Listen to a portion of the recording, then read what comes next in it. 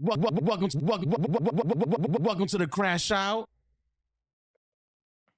Yo, what is good, peeps? We are back at it again. Episode 57.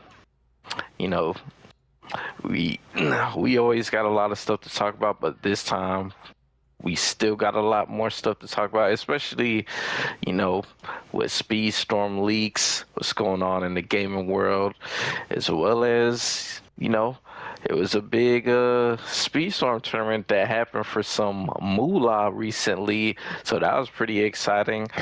I didn't get a chance to participate, but, we have a couple people here that did, so we gonna get into it. Y'all already know I go by the name of Nano_Blaster. You call me Nano. Mr. Sammy Namikaze. Let them know how you were almost heartbroken. Heartbroken? What you mean? Yes, sir.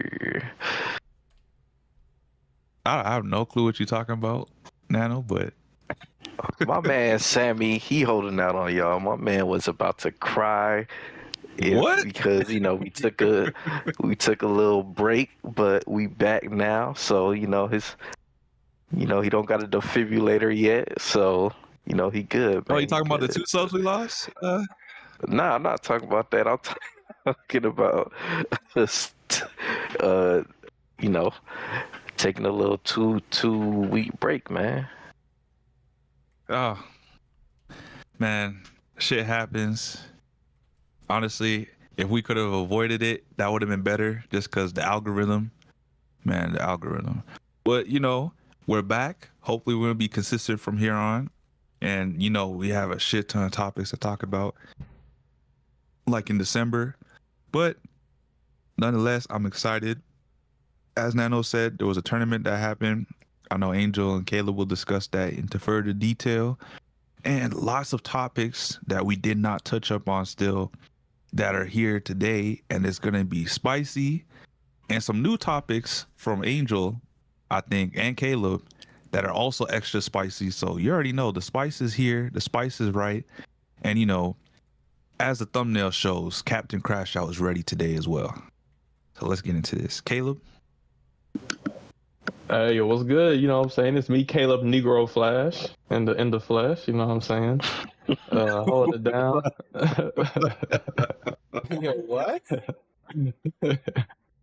Yo, what I say? I said Caleb like Flash, right? Crazy. I mean, technically you did. He did. Always learning the line. But yeah, hey, we back. Another episode should be good. January's almost over. It's crazy, which is crazy, but you know what I'm saying. Yeah, we gonna jump right into it, y'all. Angel. What's poppin' your Speedstorm? No, yeah, we back after a little long hiatus. I know it's been a while, but hey, at least now we're gonna come back. We gotta come back with a lot of things to talk about. So it's gonna be a packed episode. We got a lot of things, that popped up. News today, fresh off, and then next week is gonna be fresh. A lot of news fresh too, because we got a lot of things happening on Friday that's gonna get announced that we're gonna be talking about next week, Wednesday. So, without further ado, let's get this podcast on and popping, and let's get started. Sexy, playful, high energy. Let's go chat. One way angel, I keep puppies back. La familia get loud, angels looking right. Shots in the air, spicy vibes all night. Let's go.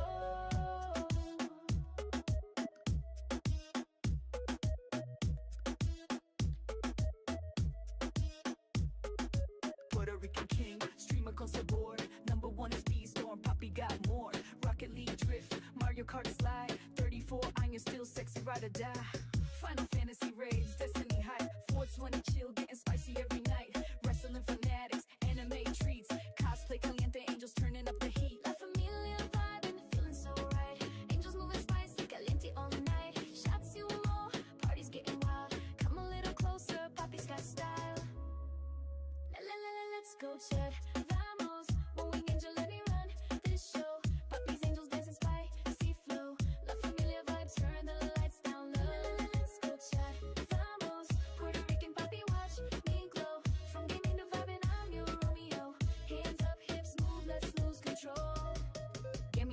NES, now I'm streaming high.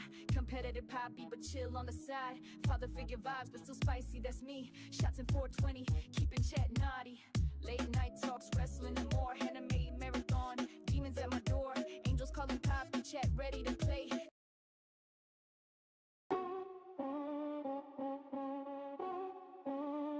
Yeah. Yeah. Welcome to the crash out. Put your seatbelt on me cause we about to lash out. If you hating on the crew, you getting thrashed out. Man, we going so fast, we about to pass out. Pockets for the gamers, man, it's time to ride out. Welcome to the crash out. Put your seatbelt on me cause we about to lash out. If you hating on the crew, you getting thrashed out. Man, we going so fast, we about to pass out. Pockets for the gamers, man, it's time to ride out. We covering the drama, we talking about your mama. We smoking on the ganja, we drifting in the Honda. We turning up with Sammy, one wingers with the family. Black flash jamming like a lammy, Nano always understanding. Yeah. Welcome to the crash out. Put your seatbelt on because we about to lash out. If you hating on the crew, you getting thrashed out.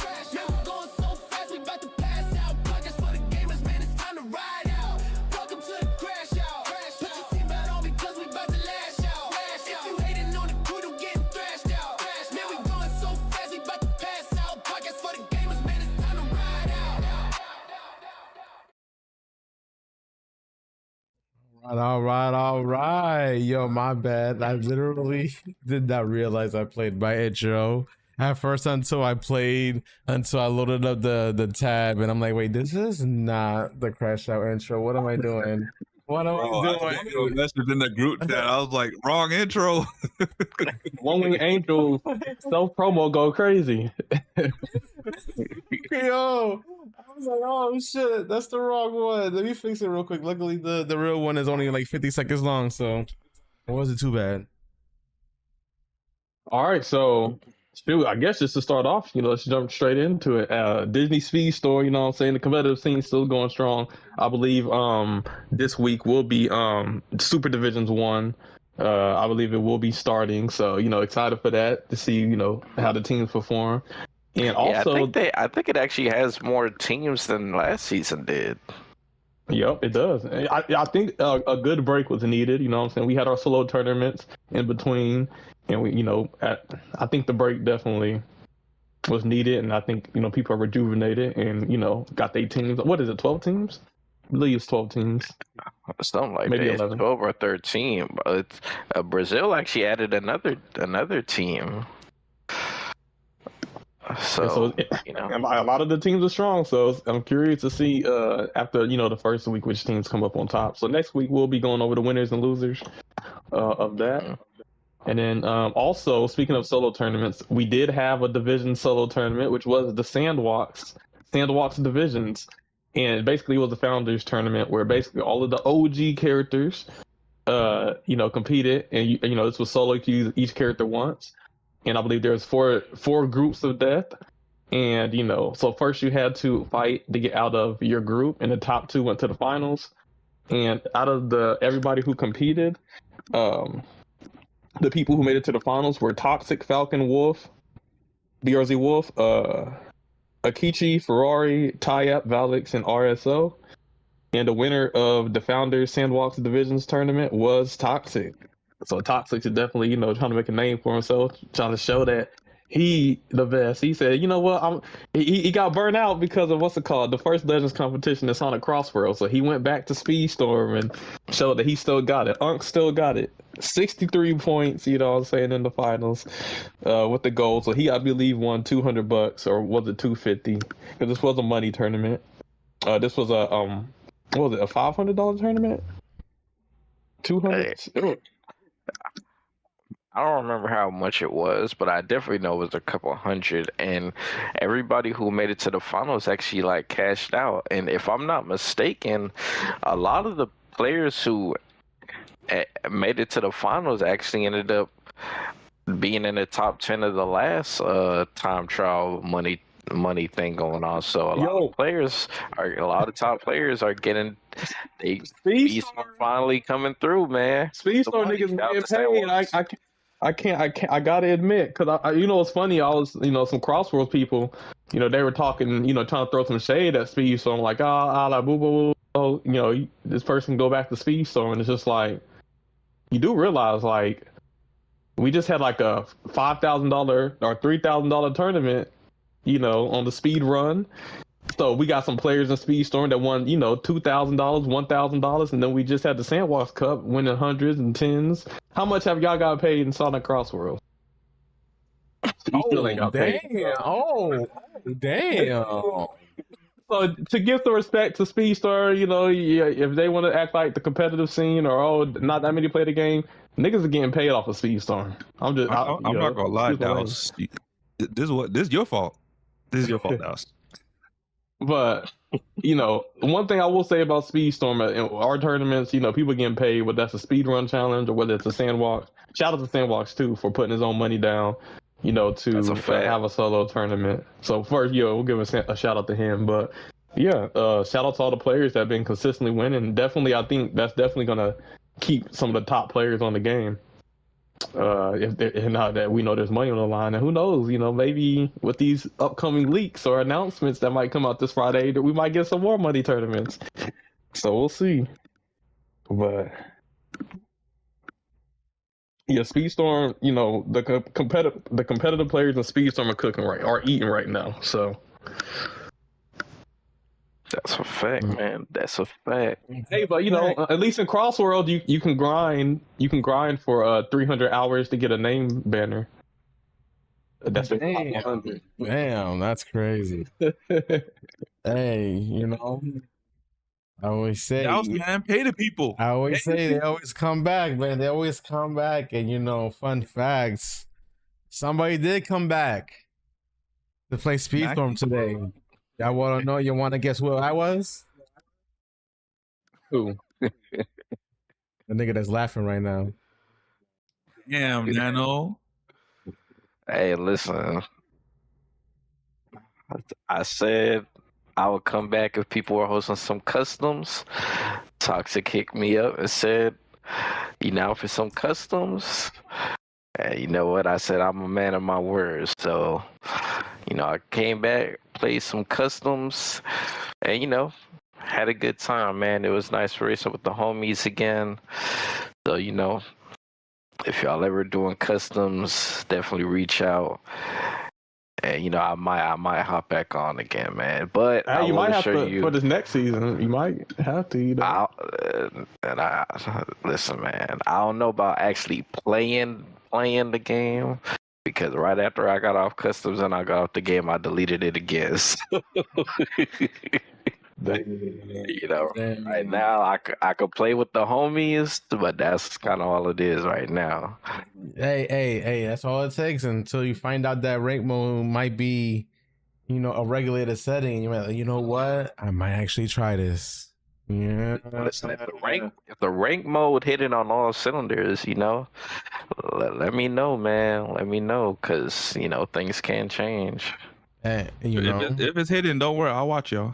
Hey, all I know is I'm start my grind day one. I might not even go to bed. I might actually wait till 3:00 in the morning, go live soon as rank mode goes live, February 12th, and just keep that #1 spot.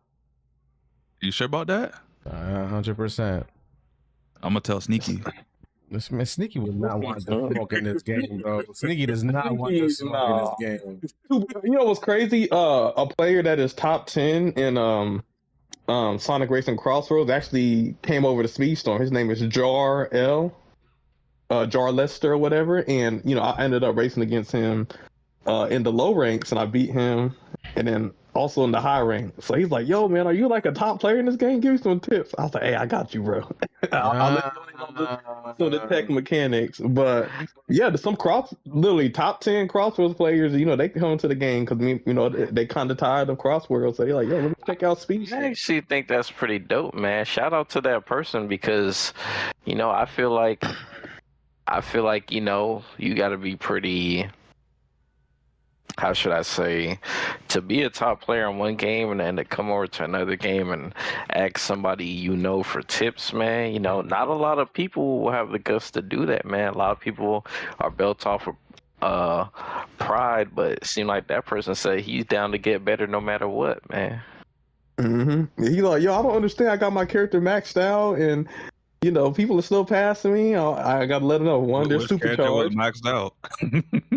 I think he had Flash, but I was like, one, there's characters that are supercharged. There's characters like Zeus.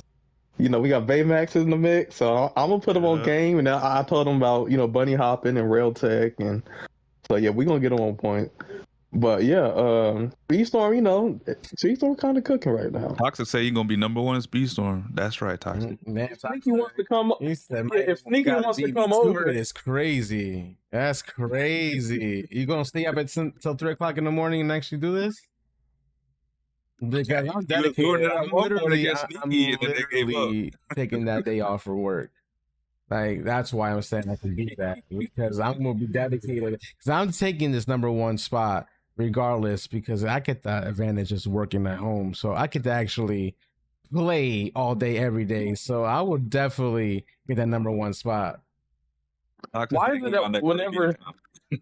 it that whenever Sammy brings up a top player, it's always Sneaky, Maxi? It's never One Wing Angel. It's never Toxic. It's never Caleb Black. Hold on. Not just saying Toxic the entire time. This man said, "Nah, Sneaky coming. Forget everything y'all did in the past. Sneaky's gonna dominate all of y'all." Crazy. And also, real quick. Wasn't you hating on Sneaky in the open network test? I wasn't hating. I said I'm gonna better. I'm gonna beat him. That's it, bro. I'm like, this man just putting in a bunch of time on the game, but no, he's actually good. Look, the way I see it, I gotta do the trifecta. I was number one in regulated for a time. I was number one in I guess I don't even want to call it rank mode, because it wasn't ranked. It was league mode. And it only makes sense to be number one in rank mode too. Hold on, Angel. Let me correct you there. You was number one at both of them at the same time. Remember, I put in the same season. Challenge? Yeah, in the same season. So if you're gonna do this and it comes out, I'm gonna put you to another challenge. Well, regulated is no more. Rank mode is going to replace regulated. Looks like regulated. Right? No. Hold on. We're regulated for this? That's some news. Hold on. We don't know yet. We don't know. It's not confirmed, but we're speculating only because if you go to regulated mode right now, the regulated leaderboard hasn't been tallied for like 2 weeks. You can't track who's number one in regulated no more. It's just like a blank page. Damn. So is this is this new rank mode going to be a regulator rank mode? I mean, it could be, but with extra steps. Obviously, they're not gonna just, give us regulated mode and slap ranked on it. You know what I'm saying? Like, I think that'd be trash. You never know. There has been some rumors. There has been some rumors and maybe possible leaks about rank being something along the lines of there is an option to ban racers in real time, so everybody in the lobby can ban a racer that cannot be selected in that mode. Yes, that'd be nice as long as you don't get. It's not confirmed. It's not confirmed, but that is something that has been in the leaks and the data mines that might be into rank mode. Caleb, who you trying to ban, bro? Who you want to ban? I swear to God, if I'm in their lobby, just know you're not using Queen of Hearts. I'm telling you that right now. And you're in my lobby. Cinderella's getting banned off jump. What's that dude name with the not Davy Jones, the other one, Barbosa? Yeah, Barbosa. Barbosa? Hey, apparently in competitive, Barbosa don't be hitting like that. I told y'all he was overrated. He's just annoying. Let me think. But he might be one of the banned ones, but definitely one of the most. Well, think about it. If this is a solo lobby, remember, this is not team mode, so like a lot of these racers' abilities will be able to touch a lot more people than just 3. Yeah, I wonder if it's going to be supercharged as well. Fox said they better not let him get banned like that. Yeah, that's what I wanted. I wanted charges that rank. That's ass, bro. Yeah, but there is more news. It's gonna make it worse. So, I talked to the Game Love community guy in Discord, and I asked him about, will you guys be sharing more news in ranked mode, because we don't really know nothing about it yet. And they said there's gonna be more news in the coming week. So next week they might release like a video or something about explaining this rank mode that's about to come out sometime next week. Okay. Sounds exciting, man. I want the rank mode to hit, man. Excited, man. I know Wolf excited. He been asking for some rank stuff. I'm gonna be watching y'all when it comes out. I'm gonna aim. Man, I'm gonna aim. One thing I'm scared about is rank mode not releasing right at 3:00 when the shit resets. You know what I'm saying? So that's like the only thing that I feel. Hold on. You know what then? Since you got time, go for the number one spots in regulated and ranked right now, and then when the new rank one comes out, technically you can be number one for all three. I am not going. Yeah, but Sammy, you gotta like know life the game at that point. I mean, you already. You just said like, about to know life the game. Yeah, but that means. Well, remember, I don't think you would be able to do regulated though. Yeah, regulated. Oh yeah, you won't know your spot. You won't know your spot. That's true. Yeah, so regulated is gonna be a no more. It looks like regulated is cooked. It's not confirmed, but it's just looks like it. Because why are you taking the leaderboards? You know, if they are getting rid of it, you know what they said? They said we tired of letting y'all try out our characters that we want you to pay for free. Right. Yeah, level 50. That's even worse. I guarantee there's some people who, they don't have a character and they go to regulated just to try it out, or let's say they just unlock the character, have them at level 1, never use any upgrade shards, and just use them at level regulated, 50. and boom, you can use them. Wait, hold on. So I got a question to ask you guys. So I know we all know ranked, or what currently is ranked, was like the push to make your character stronger and spend tokens and stuff like that. What would be, if you could just play ranked, what would be the incentive to like upgrade your characters? I mean, I guess you could still say missions and to be able to. Well, hold on, Nano. You got one part of that equation, because remember, prior to season 7, other players like myself was using ranked to get enough tokens so they can convert that into golden pass credits so they can get the golden pass. So ranked had like a lot of value in it, essentially, because everyone essentially was playing ranked so they can get a free golden pass. Now it's like, well, you was playing it to upgrade characters. What's the real incentive behind it? I guess if they're changing the upgrade mechanics behind rank, then there's no real incentive. Otherwise, you're just trying to be number one. As long as if they hopefully it's just not just for bragging rights and titles. If they add you get 10,000 upgrade coins or some blue shards, that definitely they're not doing give them incentivation. We'll see. They'll probably do like 1,000 knowing these guys. I don't know, man. Like, we gonna have to wait and see. Yeah, hopefully we get some news next week about it. Hopefully. What's the season? What's the season looking like, y'all? For the next season. For next season? Mm-hmm. We did get some news for what's the official season next season. It is officially going to be Cars. The all new 2026. I like how they used like the promotional poster for the Cars movie, because it was the all new 2006. So you might get this reference from that poster, and then obviously the towel over McQueen's head, and that's also a thing from the movie poster of Cars. Okay. So Cars is officially season 18. I don't want to say that we called it already a while ago, but we did call it a while ago. Those leaks haven't failed us yet. Those leaks have not failed us yet. So far, these leaks have been nothing but true that we showed you guys. What was like a month ago, maybe even longer than that we did these leaks. Which, I mean, if y'all want to really go into it, if that's the case, right, that means our next season is going to be a villain season. All right. So far, these leaks have been true. So that means next season it's going to be a villain season. All the villains that we haven't gotten yet from some collections are going to be added in season 19, which would be, Yokai Pete, Shang-Yu, Syndrome, Mother Gothel, Mabel. Those will be the whole obviously 3 of those guys will be a regular season, and then 2 of them are going to be mid-season. Having a straight villain season is actually pretty smart now that I think about it. Mm-hmm. And just think about would it. That mean there would be no track? No, I say, hey, there is a possibility that they can use this season, since every racer in this season that looks like it's going to be in this season, it could be Syndrome from Incredibles, Shang from Mulan, and then it says Mother. I think it's going to be Shang, Syndrome, and Mother Gato. Out of those 3 racers, there is one that has not gotten a map in this because the other one is a mid-season. It's not Shang Yu, it's Mother Gato from Tango, because Mulan does have a map here already, and so does Incredibles. No, I'm saying you said Shang. I'm like, you mean Shang Yu?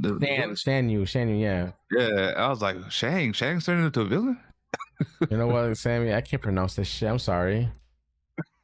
I'm not just messing with you. But yeah, Mother Gato. So I'm thinking Tango might be the racetrack that we get for season 19. But who knows? They might not give us one. Hold on. That would be That's cool. what I was gonna say, because remember, Winnie the Pooh season, there's no damn track. You mean to tell me it's an all villain season and they're gonna give us a track? We'll see. We get the Roman Friday. It'll tell us. If anything, I would rather I would rather have them make 100 Acre Woods track instead of a Tangled track, because that was anticipated or sorely missing when it came out. Mid-season. Tango track will be fire, so I'm kind of indifferent on that. It looks like the mid-seasons for this season cars is going to be Go-Go Tamago from Big Hero 6, the racer that we supposed to have gotten, in a Big Hero 6 season, and as well as I think it's going to be I don't want to say Mabel. I want to say it's the character from the Hopper movie, and I think Yokai from the other racer from the Big Hero 6 is going to be in the villain season mid-season. So these are all characters we won't be getting because the Tails event is ass. Got it.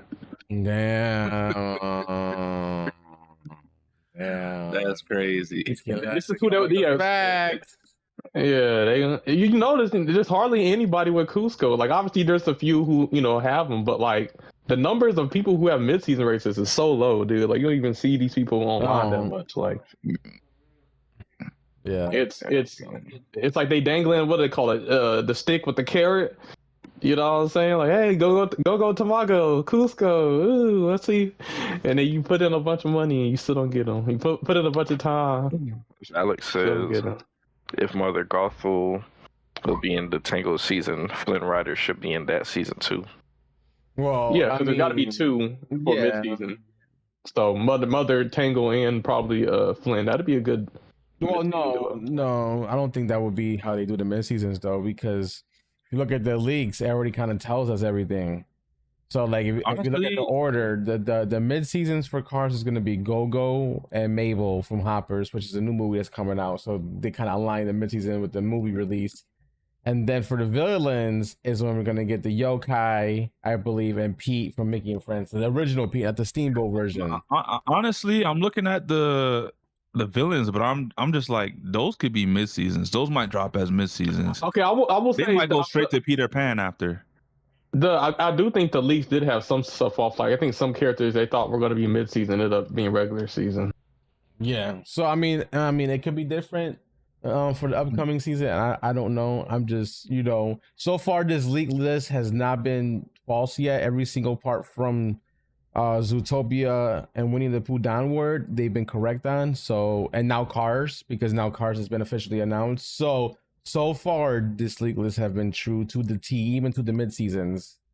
Not compared to the other list. There's another list that have been wrong with regular seasons and mid season, but this list right here has been so far true, all the way up to Cars. And then Peter Pan obviously is this next season after the villains, which we get Peter Pan, Captain Hook, and Tinker Bell. So, we'll find out Friday. If Friday this is the exact layout and you see Peter Pan on there and you see the villain season, just know all these racers are going to be the racers that are going to be in those seasons. Okay. So, I mean, I guess, are y'all excited for next season? Rank mode, that's my main excitement. I'm excited for new.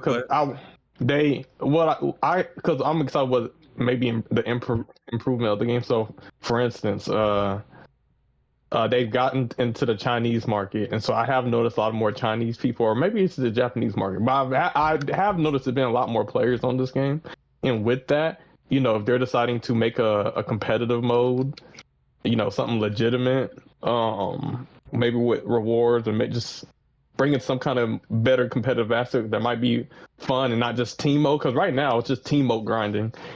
If they can actually get a real competitive mode that's not team mode, like, yeah, I'm excited to see how this spices up the game. I agree. I'm excited. I'm also excited for the new season.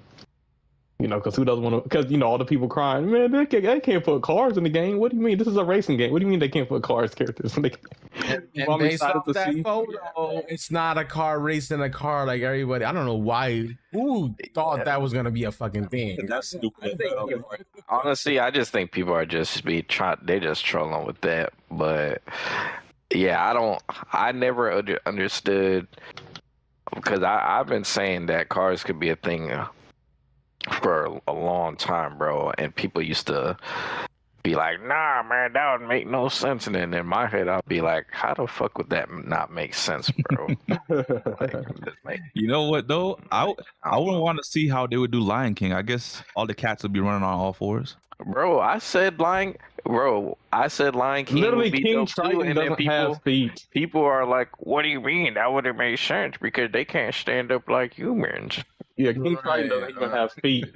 So apparently, how's he hitting the gas pedal? It don't gotta make sense. I mean, King Triton's full of Right. magic. It's a video game. It doesn't have to make sense. It Exactly. gotta be scientifically, historically accurate.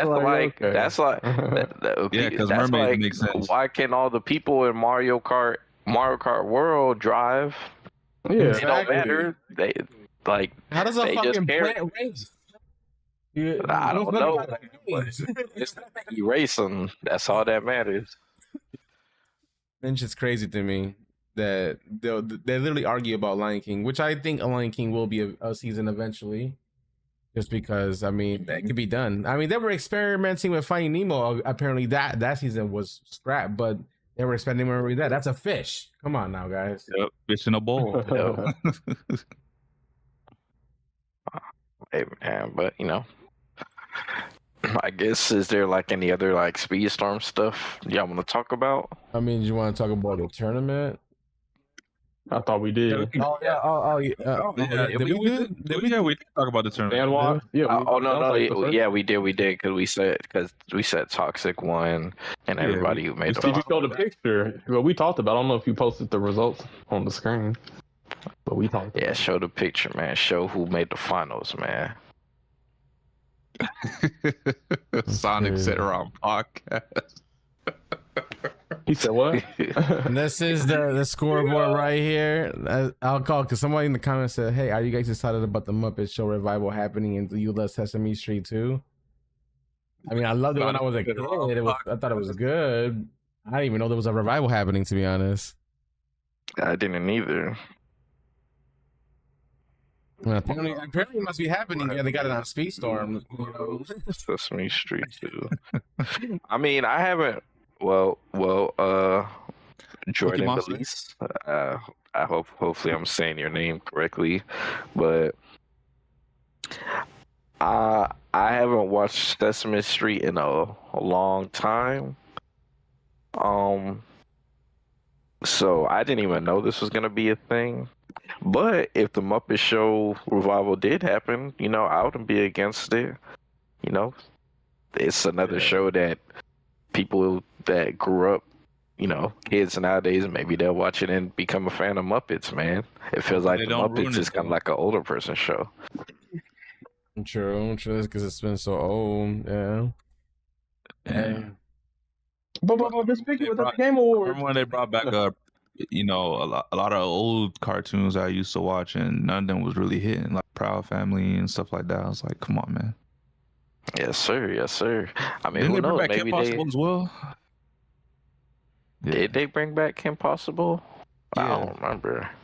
It's Kim Possible.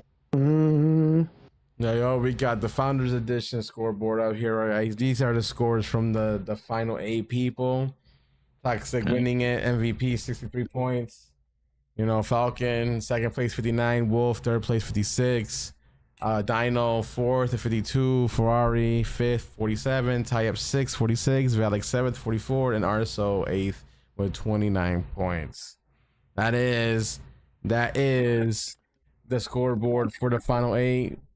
I will say, it seems like the players that stuck on Speedstorm, it seems like the skill gap is increasing, as in, like, you know, I think a lot of players are understanding the mechanics better than they did before. They're getting better at the jumps, the rail tech, just, you know, overall map knowledge. So it definitely seems like, yeah, the players the skill gap has gotten even higher, I'll say. I never knew Valks was Brazilian. That's crazy. Well, apparently Angel's Brazilian too, man. Damn. I knew he wasn't Puerto Rican. I guess That's crazy. I guess before we move on, Angel and Caleb, I know y'all participated in it. Is there anything you want to like say about it or talk about? My thing, it was 6 races, 1 character use. I didn't really practice the tracks. I just looked at Wolf's stream. I saw the characters he chose, and I just chose those characters when there are probably some better choices. And maybe the choices worked for his lobby, but in other lobbies they might have had better choices. Like I think for the Great Wall, I think a lot of people chose Goofy, which Goofy probably is the best choice. But I think Steamboat Mickey, and I think like some people chose Shang, which didn't really work out in my group. But I think for the next one, if I do that again, I probably need to actually practice and actually choose characters that I feel would work for me, like I did in the past. But this time, I don't know. I just want to participate, to be honest, and see how far I can get. But it just clearly, you know, just me with that. Jumping back in, and you know, I didn't make finals, so it just showed like some of the players that have stuck to Speedstorm definitely still hold it down. So, you know, their character knowledge is up there, you know what I'm saying? Because character picks do matter with tracks. That's also part of the skill gap a lot of people miss, is choosing the right character for the right track would do wonders. You can have the best line, you can bunny hop, you can rail tech, all that, but if you have the wrong character on the wrong track, good, GG. Yeah. So anytime I see someone pull up with Gantu on Castle, man. Yeah, like, yeah, GG. You can be the best player of the game, but you choose Gantu on Castle, somebody is gonna beat you. Wait, somebody actually picked Gantu on Castle? Bro, I remember like a couple seasons back, we had teams that were choosing Gantu and shit like that on Castle. I was like, what? Hey, some of those good players, man, they don't know, man. They don't know no better until somebody has to teach them. You're like, hey, you know, this is not the right pick. Was it KNC? Which team? I think it was one of the teams that quit. I think KNC.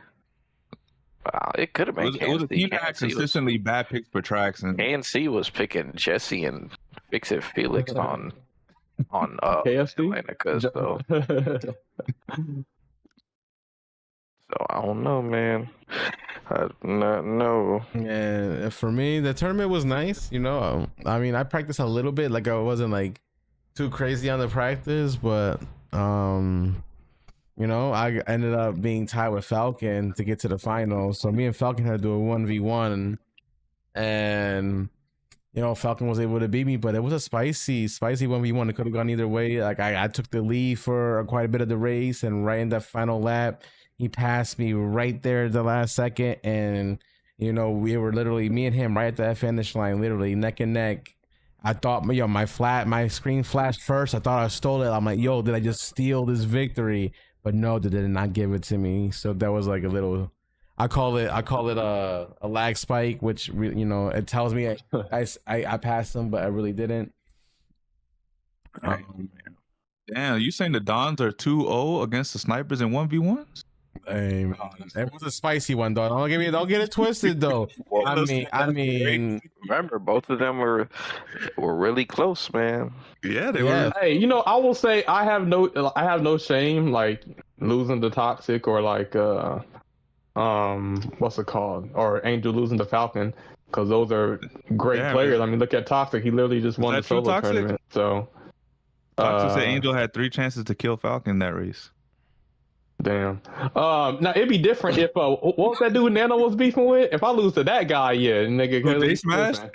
If I lose to J Smash, something's going on. I can't. I don't see you serve nothing if I lose to J Smash. But nah, you know, Toxic's a great player. Falcon's a great player. So yeah, I fucked up, and I even called it out. I was like, yeah, I fucked up the bombs. I threw him backwards. I was like, I should have shot him frontwards. Should have bunny hop a couple other times, but like. You know, at the end of the day, you know, it was still a neck and neck race, you know, and it was, man, it was. Love to see it. You know, I mean, everybody in the chat was going crazy. Everybody in my VC was going crazy. Like, they said they ain't see it when we won like that in a while. Like, that shit was. That's just Caleb and Toxic, huh? It was tight, man. Yeah, that was. Tight. Nah, that was a crazy 1v1, man. Shit, so we're gonna see the 2v2 soon. So now we had a Caleb and Toxic 1v1, and we had a Falcon and Poppy 1v1. Damn. Now we just need to. Now we gotta get Caleb and Poppy versus Falcon and Toxic 2v2. Yeah. Damn. All the marbles. Looks like the Dons are up, man. The Dons are up. Yeah. Stream snipers down. We gonna see how if the Dons stay up. You know, Brazil still reigning supreme, but the Dons were always reigning supreme. When they were together, man. Yep. So, I mean, we gonna see. The team is a little bit different because I believe they added Cage and somebody else, but they still have Tyab, Toxic, Falcon, and Dino. So it's still a top team, man. So we'll see, man. We'll see. Yeah, and Final Boss also have different members too. I mean, they do got Kenzo and Valix. And their team as well. Kenzo actually raced. Oh, Angel, for you Brazilians, aren't you on that team too? He's on the other Brazilian. Yeah, Brazil. Brazilian team. Angel went Brazilian and went the wrong Brazilian. That's crazy. But you know, I don't know, man. But I guess like a bunch of super teams are being created. That's what it sounds like.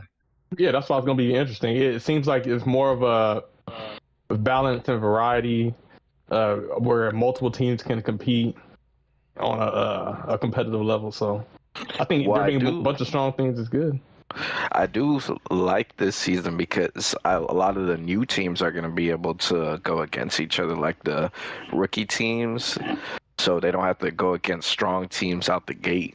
They get like demolished. So I think that's going to be dope.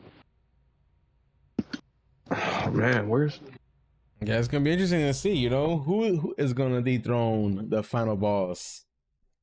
It's because they have been undefeated. What over a year? They're gonna be the Dons. It's gonna be Lowland Thunder. It's gonna be another BRZ team. You just never know. It could be the Dons, but I could make an argument. Crazy. I think Brazil is actually much stronger than they were back then when they were racing the Dons. So it's gonna be. I think this. I'll say one thing. Angel smart though. That new BRZ team that kind of came out the woodworks. Gave a lot of people trouble and knocked the stream snipers out the tournament. Angel said, "Hold on, let me join y'all." You said Angel pulled a KD? Oh hell no! That's crazy. We disbanded though. So might as well. He needed a team, man. He needed a team, and he wanted to go on one that competes. So I don't blame you. You said we was up 3-1 on them, and we lost. And Angel's like, "I'm joining them next season." He just wants to keep the thing competitive. That's all. He just wants to keep it competitive. It's crazy because we was up 3-1. Just to like the last race. Rob, you almost beat them too, and then that shit.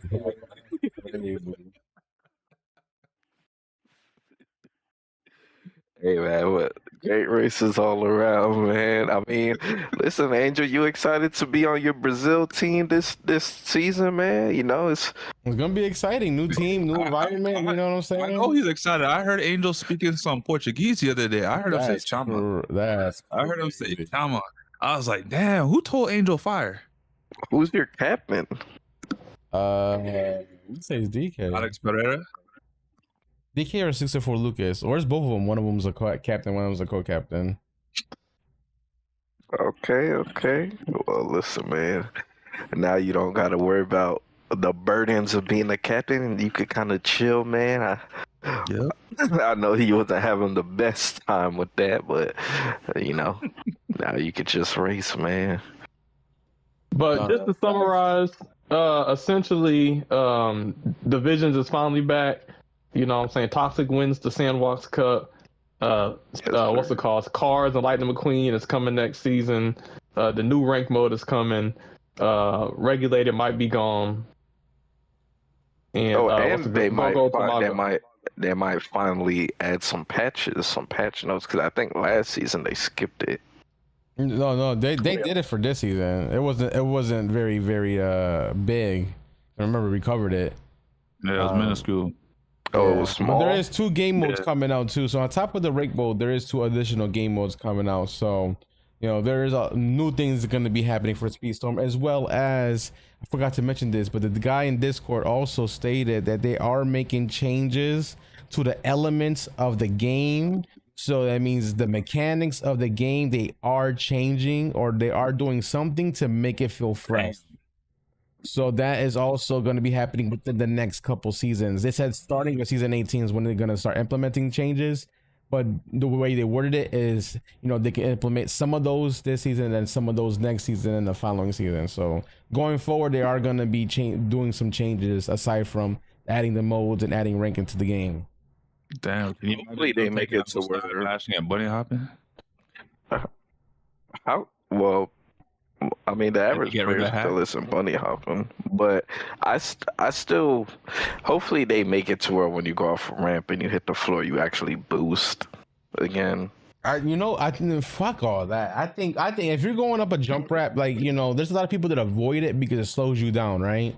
A lot of people avoid it because it slows you down. How about when you go up a jump ramp, you get a rush. When you do a trick, you rush. So instead of losing speed, you're gaining speed. And if you know how actual rush, an actual rush, fake bootleg, not that fake bootleg shit. And then if you can land your tricks, you're getting more than one rush. So if you're really good at air tricking, you're gonna actually get a faster launch off because you're getting multiple rushes in. And I'll top it off and say, when you land, you should get a full bar boost.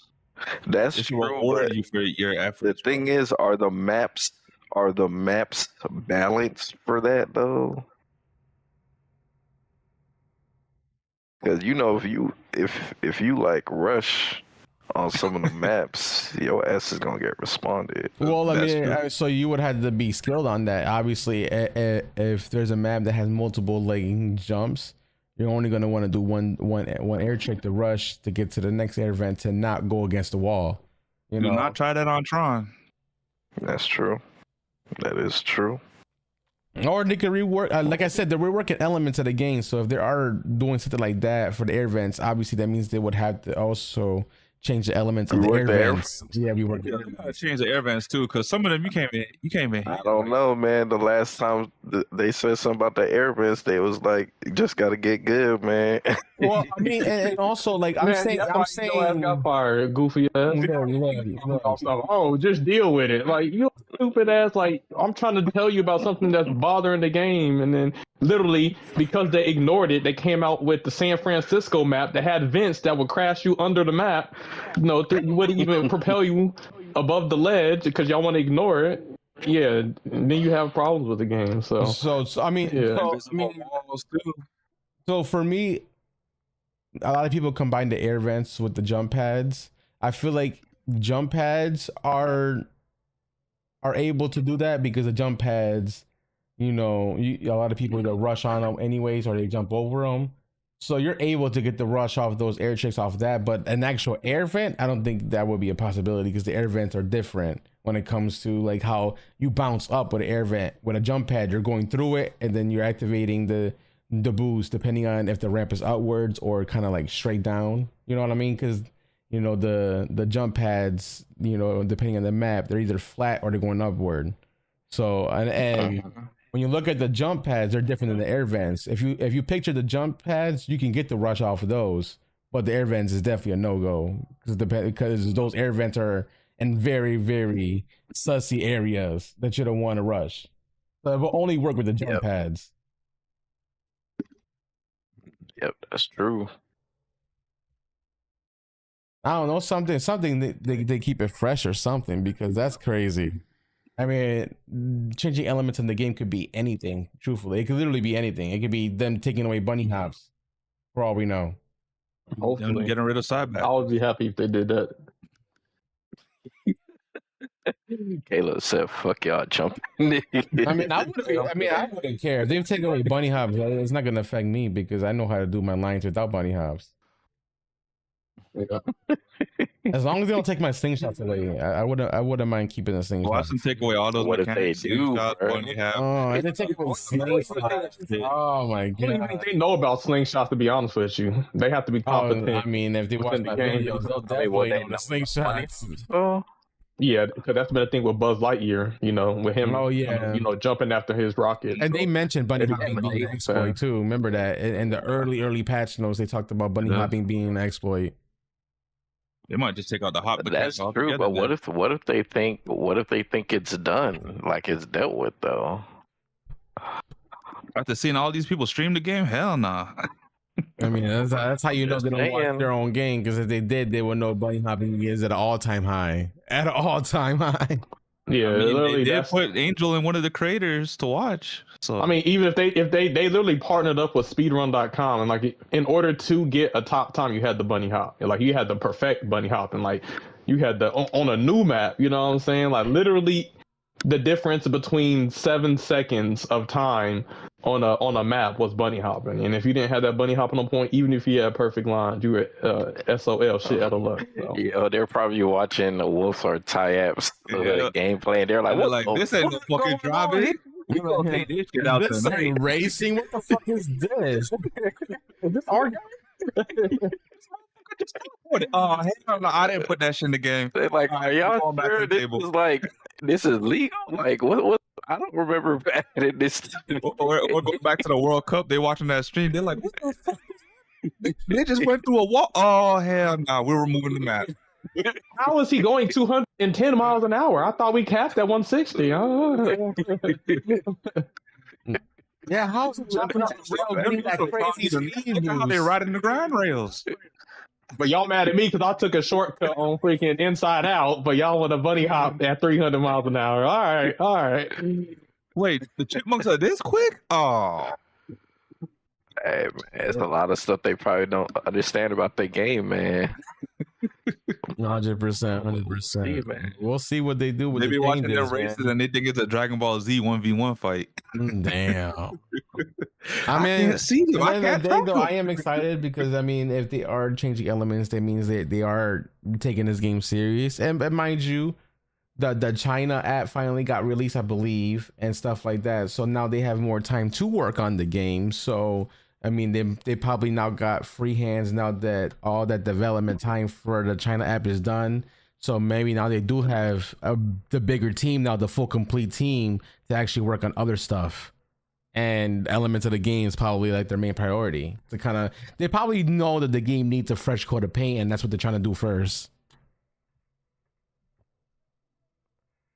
Yeah, I could see that being a thing. Falcon said fire would be crazy if you couldn't bunny hop. I said nah, Barbosa. I mean, like when I say taking bunny hopping out the game, I'm not saying you can't hop no more, but taking bunny hopping is you're not going to be able to break the mechanics of the game by just hopping all over the map type of shit. Like, you know, like you got the benefits for bunny hopping and you still get a good, you know, boost and shit like that and maintain the momentum. I think that right there is what they're probably going to try to work on, to where you can still hop, but you're not going to get the benefits that everybody gets from bunny hopping, where you can go, you know, and keep your momentum for 2 to 3 bunny hops before, you know, you go, you know, back to your speed. You only probably get like 1 hop if that's what you're thinking. Like I can see them where it's like, once you start the bunny hop, the minute you land, there's like a delay before you can use the next bunny hop. So then it wouldn't make sense to bunny hop again after the first time.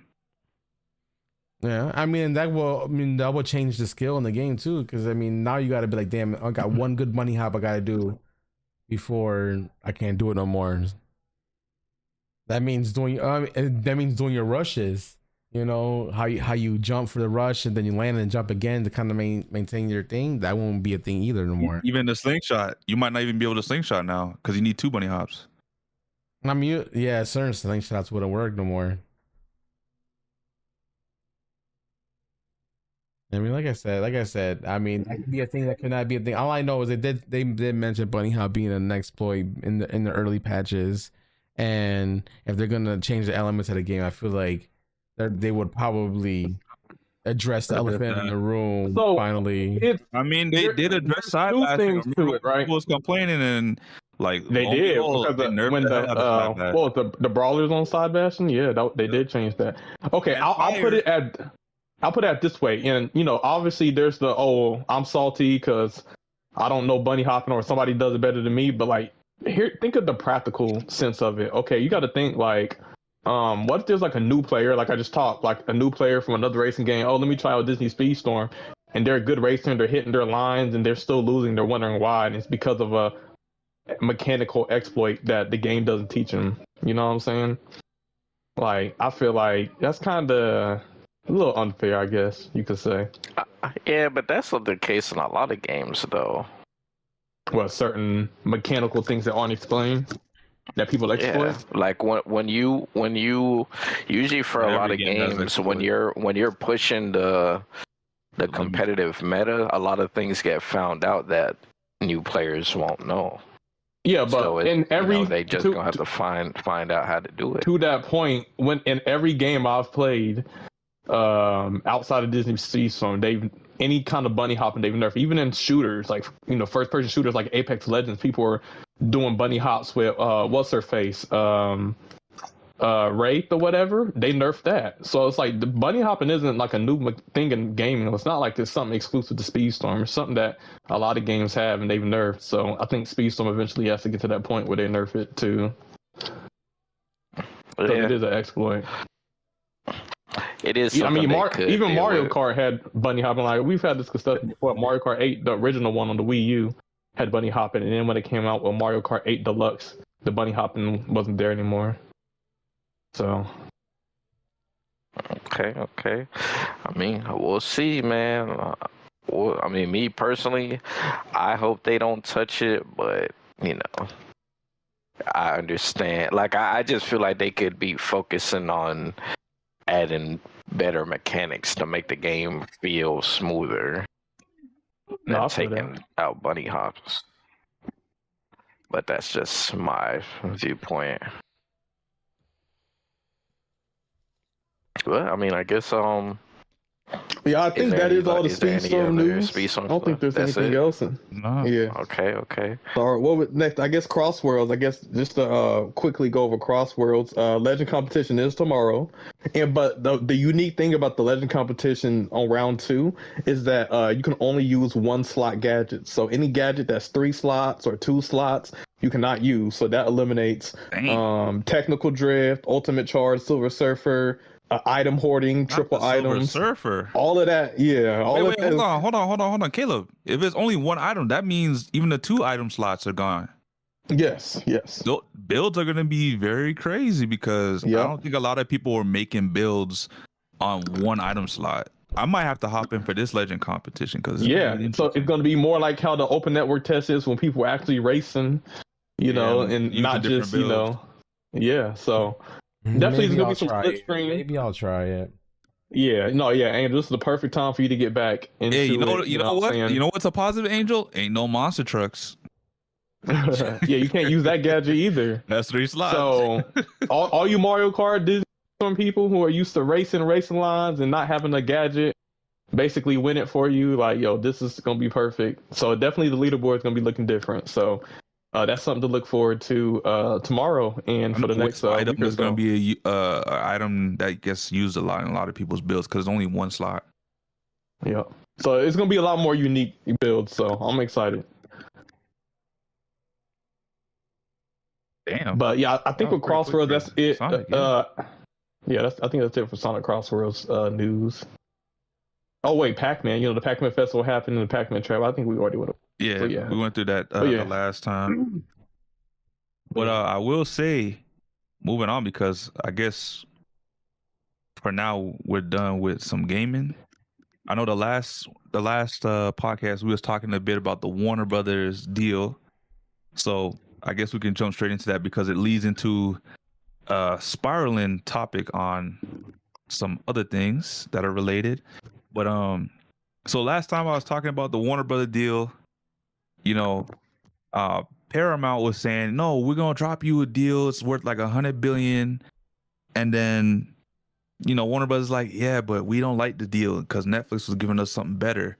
So they were saying, if we took your deal, we're going to take a loss on like $4 million because now we got to pay a fee for the termination fee due to Netflix because we terminated the contract for them to buy us. And then we're going to have to pay a $1.5 billion fee because there's like a debt that you got to pay for not completing the deal as well. So basically, Warner Brothers is like, we're not trying to pay $6 billion just so we can take your deal because $100 billion is nice, but at the end of the day, if we're paying $6 billion on top of that, it's kind of a moot point because it kind of both deals kind of balance at that point. So it's like, are we really getting $100 billion or are we getting like $90 billion per se? So they're like, nah, it's not really our cup of tea. So right after that, I want to say a couple of days to about a week, Paramount's like, forget all that. We're taking you to court. And now Paramount is trying to sue Warner Brothers over the deal. They're trying to say that, they're colluding with Netflix. They're always going to sell only to Netflix. They didn't really like look to anybody else for any buyers. They're not real or anything like that.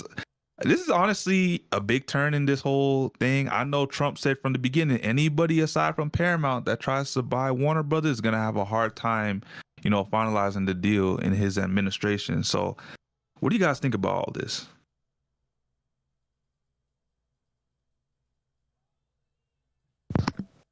I just want somebody to buy Warner Brothers so they can get back to making movies and they can come out with DC rivals. So DC Rivals? Who's gonna make DC Rivals though?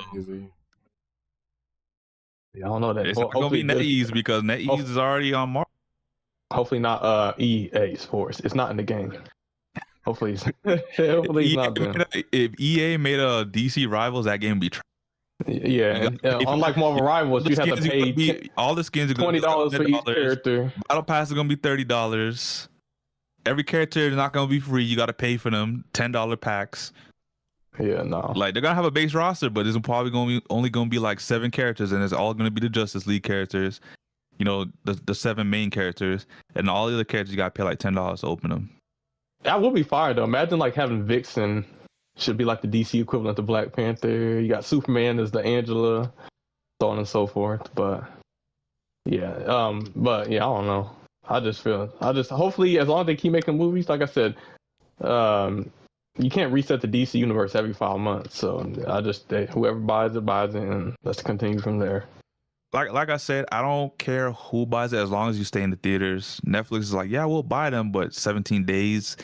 Like I think, like we had that. I don't have an issue with that. I think basically it's a good middle ground to appease both sides. The people who would like to see it, they'll see it in the theaters, and the ones who want to stay at home, they don't have to wait 2 months because waiting like 40 days is a little long.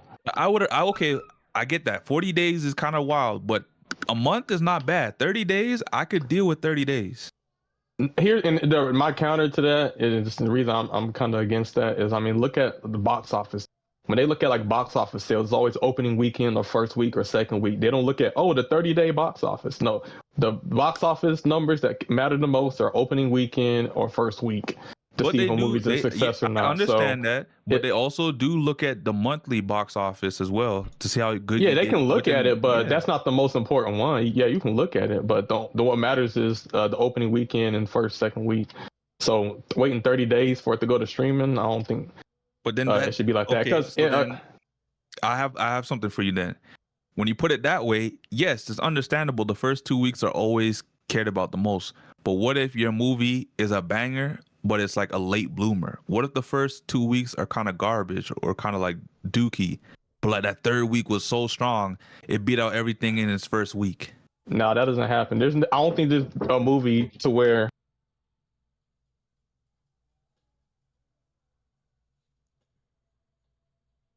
I don't think there's ever been a movie to where in the 30th day, people are like, you know what? We didn't watch this movie in the first 3 weeks. We're gonna watch it now. All of a sudden, I'm not saying that's not. I'm saying usually the third week.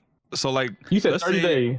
Yeah, but I'm saying it's 30 days to stay in the theaters. But I'm saying, you know how we calculate the first 2 weeks to see if a movie's going to be good? I'm saying, what if it's a late bloomer and it just does average the first 2 weeks, but its third week it pops off? Just like how there's albums that, you know, the first 2 weeks are kind of like slow, but then all of a sudden there's a big surge in its third week and then it goes strong and it goes on a run. Like, it could be the same thing for movies too.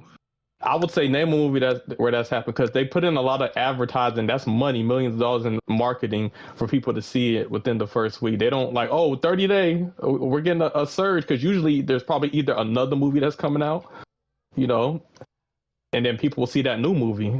I mean, like, you'll see like a movie and maybe it'll be in like IMAX for like the first 2 weeks or so, but then once, you know, after that first 2 weeks, then the new movie that comes out that weekend is now the IMAX movie. And then the movie's still in theaters, but it's kind of like down the list a little bit, and it's in a smaller theater room after so many days. So it's like, I don't think there's like late blooming movies unless it's like the movie gets sales overseas or something like that. But I think, waiting the whole month, that's a little much. Like, in an example, like anime movies kind of have an issue with this, where if you don't see the anime movie within the first week or so too, then you don't get to like watch it for like a whole year. Like, I think, what's that, Demon Slayer? It's like the castle. Demon Slayer is the same thing. And yeah, I want to see it, but since I miss it in theaters, it's like I just can't watch the movie. Like, when is it? I'm waiting for it to come to a streaming platform so I can, you know, watch it. But I just don't have that option because they are delaying it, and I think people get frustrated with that. I mean, technically, you don't have to watch the Demon Slayer movies because they get adapted straight into the next season, anyways. But I get what you mean.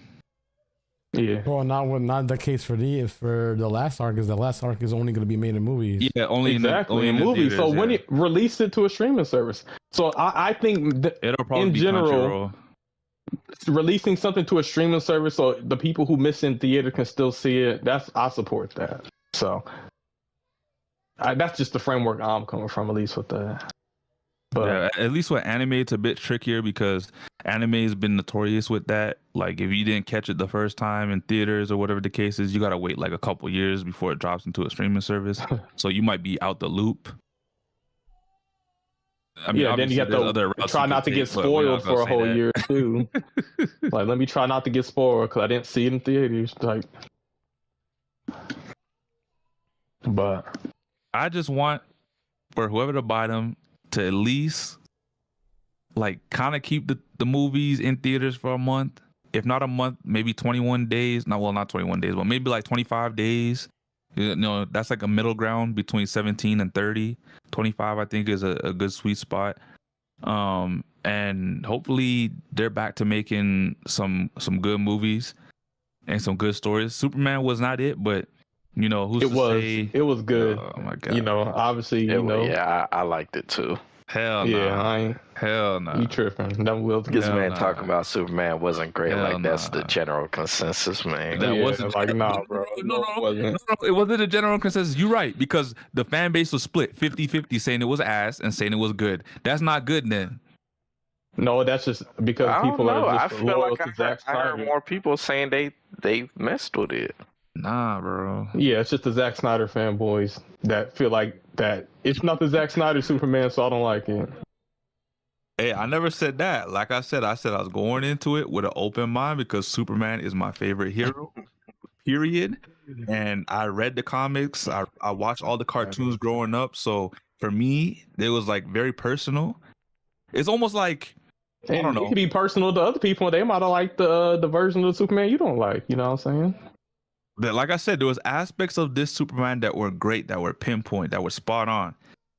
But it was just like everything else kind of took away from that. But, you know, it is what it is. We did review that movie. So find out how we felt about it. Go check back, you know, a couple streams ago. I would say back in June when we did the review. So you're going to have to go back a couple months. But we did the review on that. I don't believe we did with Fantastic Four one, but I know I watched it. I actually ended up watching that. It was really good. I liked it. I did not like Fantastic Four, bro. You didn't? Nah, that shit was You saw trash to me, bro. Oh, why do you think it was trash?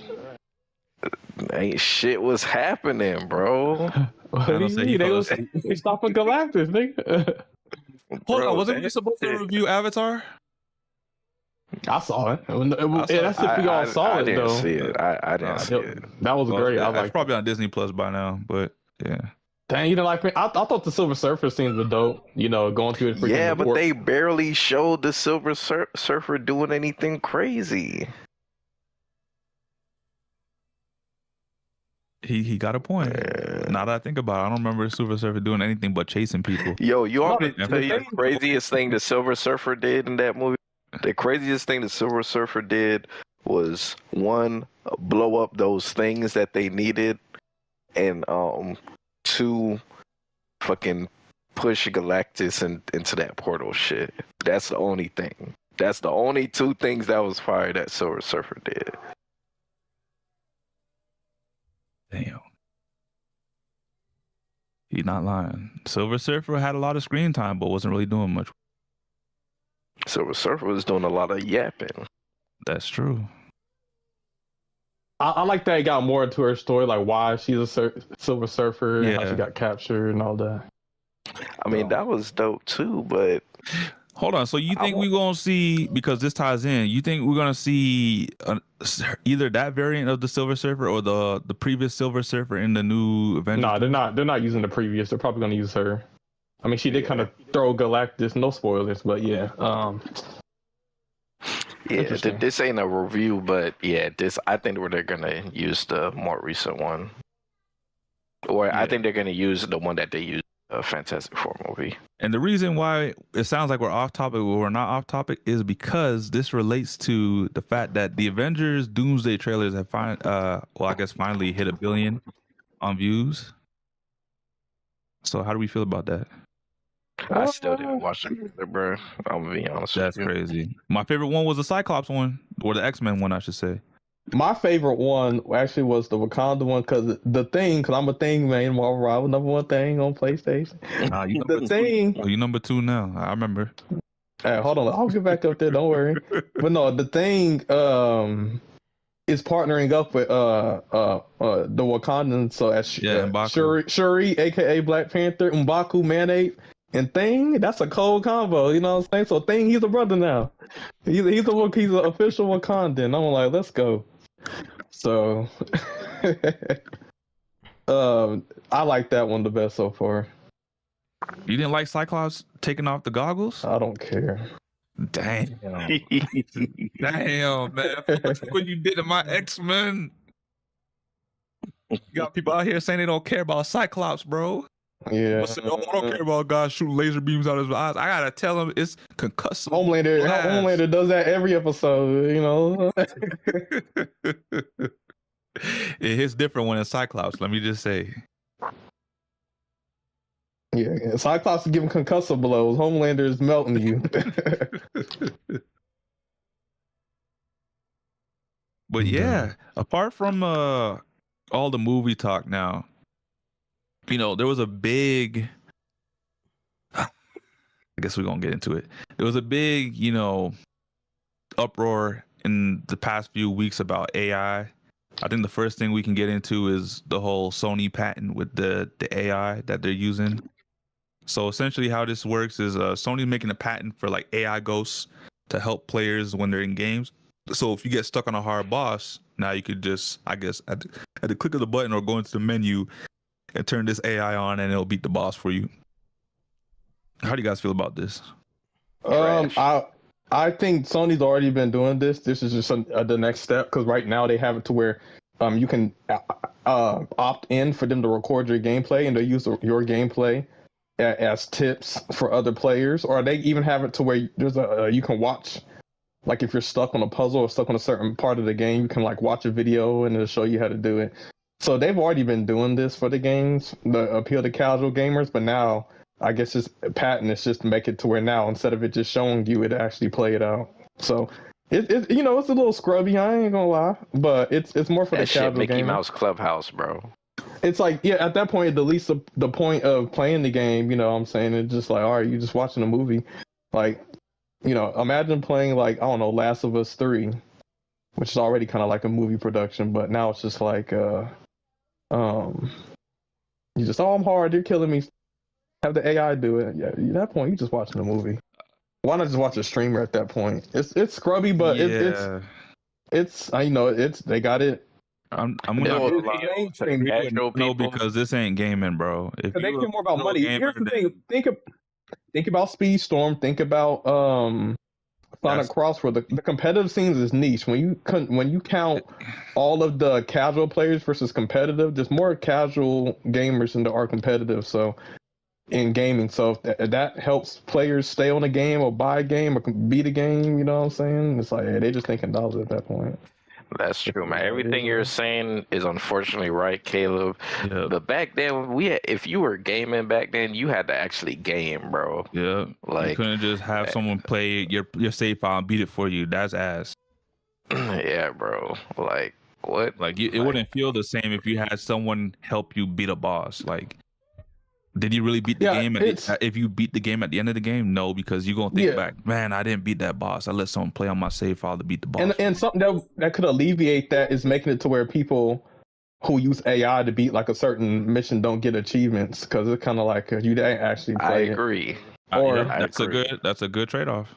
Imagine Dark Souls. The whole point of Dark Souls is a hard game, and the reward is like what makes it fun. It's like, you know, you finally, you know, beat a boss after trying so many times, you know, not giving up, figuring it out. So if you go like a hard Dark Souls boss, you die once or twice and just have the AI do it. It kind of deletes the whole purpose of the game. It definitely does. And I think people who aren't even just casuals, but even people who play a lot of games, but maybe they're not the best at some of them, I think if they get stuck, motherfuckers might just use that shit just to get through whatever they're trying to get through, just to continue playing the game. And to me, I'm not saying like there ain't nothing wrong with having to look up stuff every once in a while, but if you just gotta let the game play for you to get past certain shit, maybe it just wasn't for you, my guy. Maybe it just wasn't for you.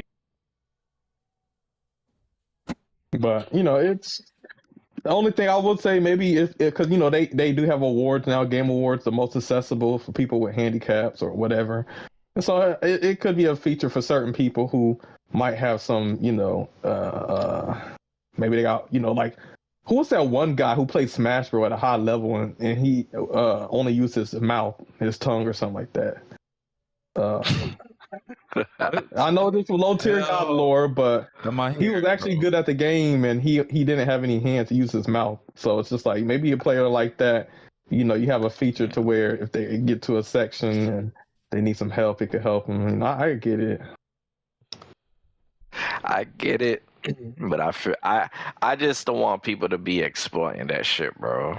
Yeah, I guess one of the fears is like, we already have people that like get the game early and then they spoil the game. You know, they put a spoiler in the thumbnail.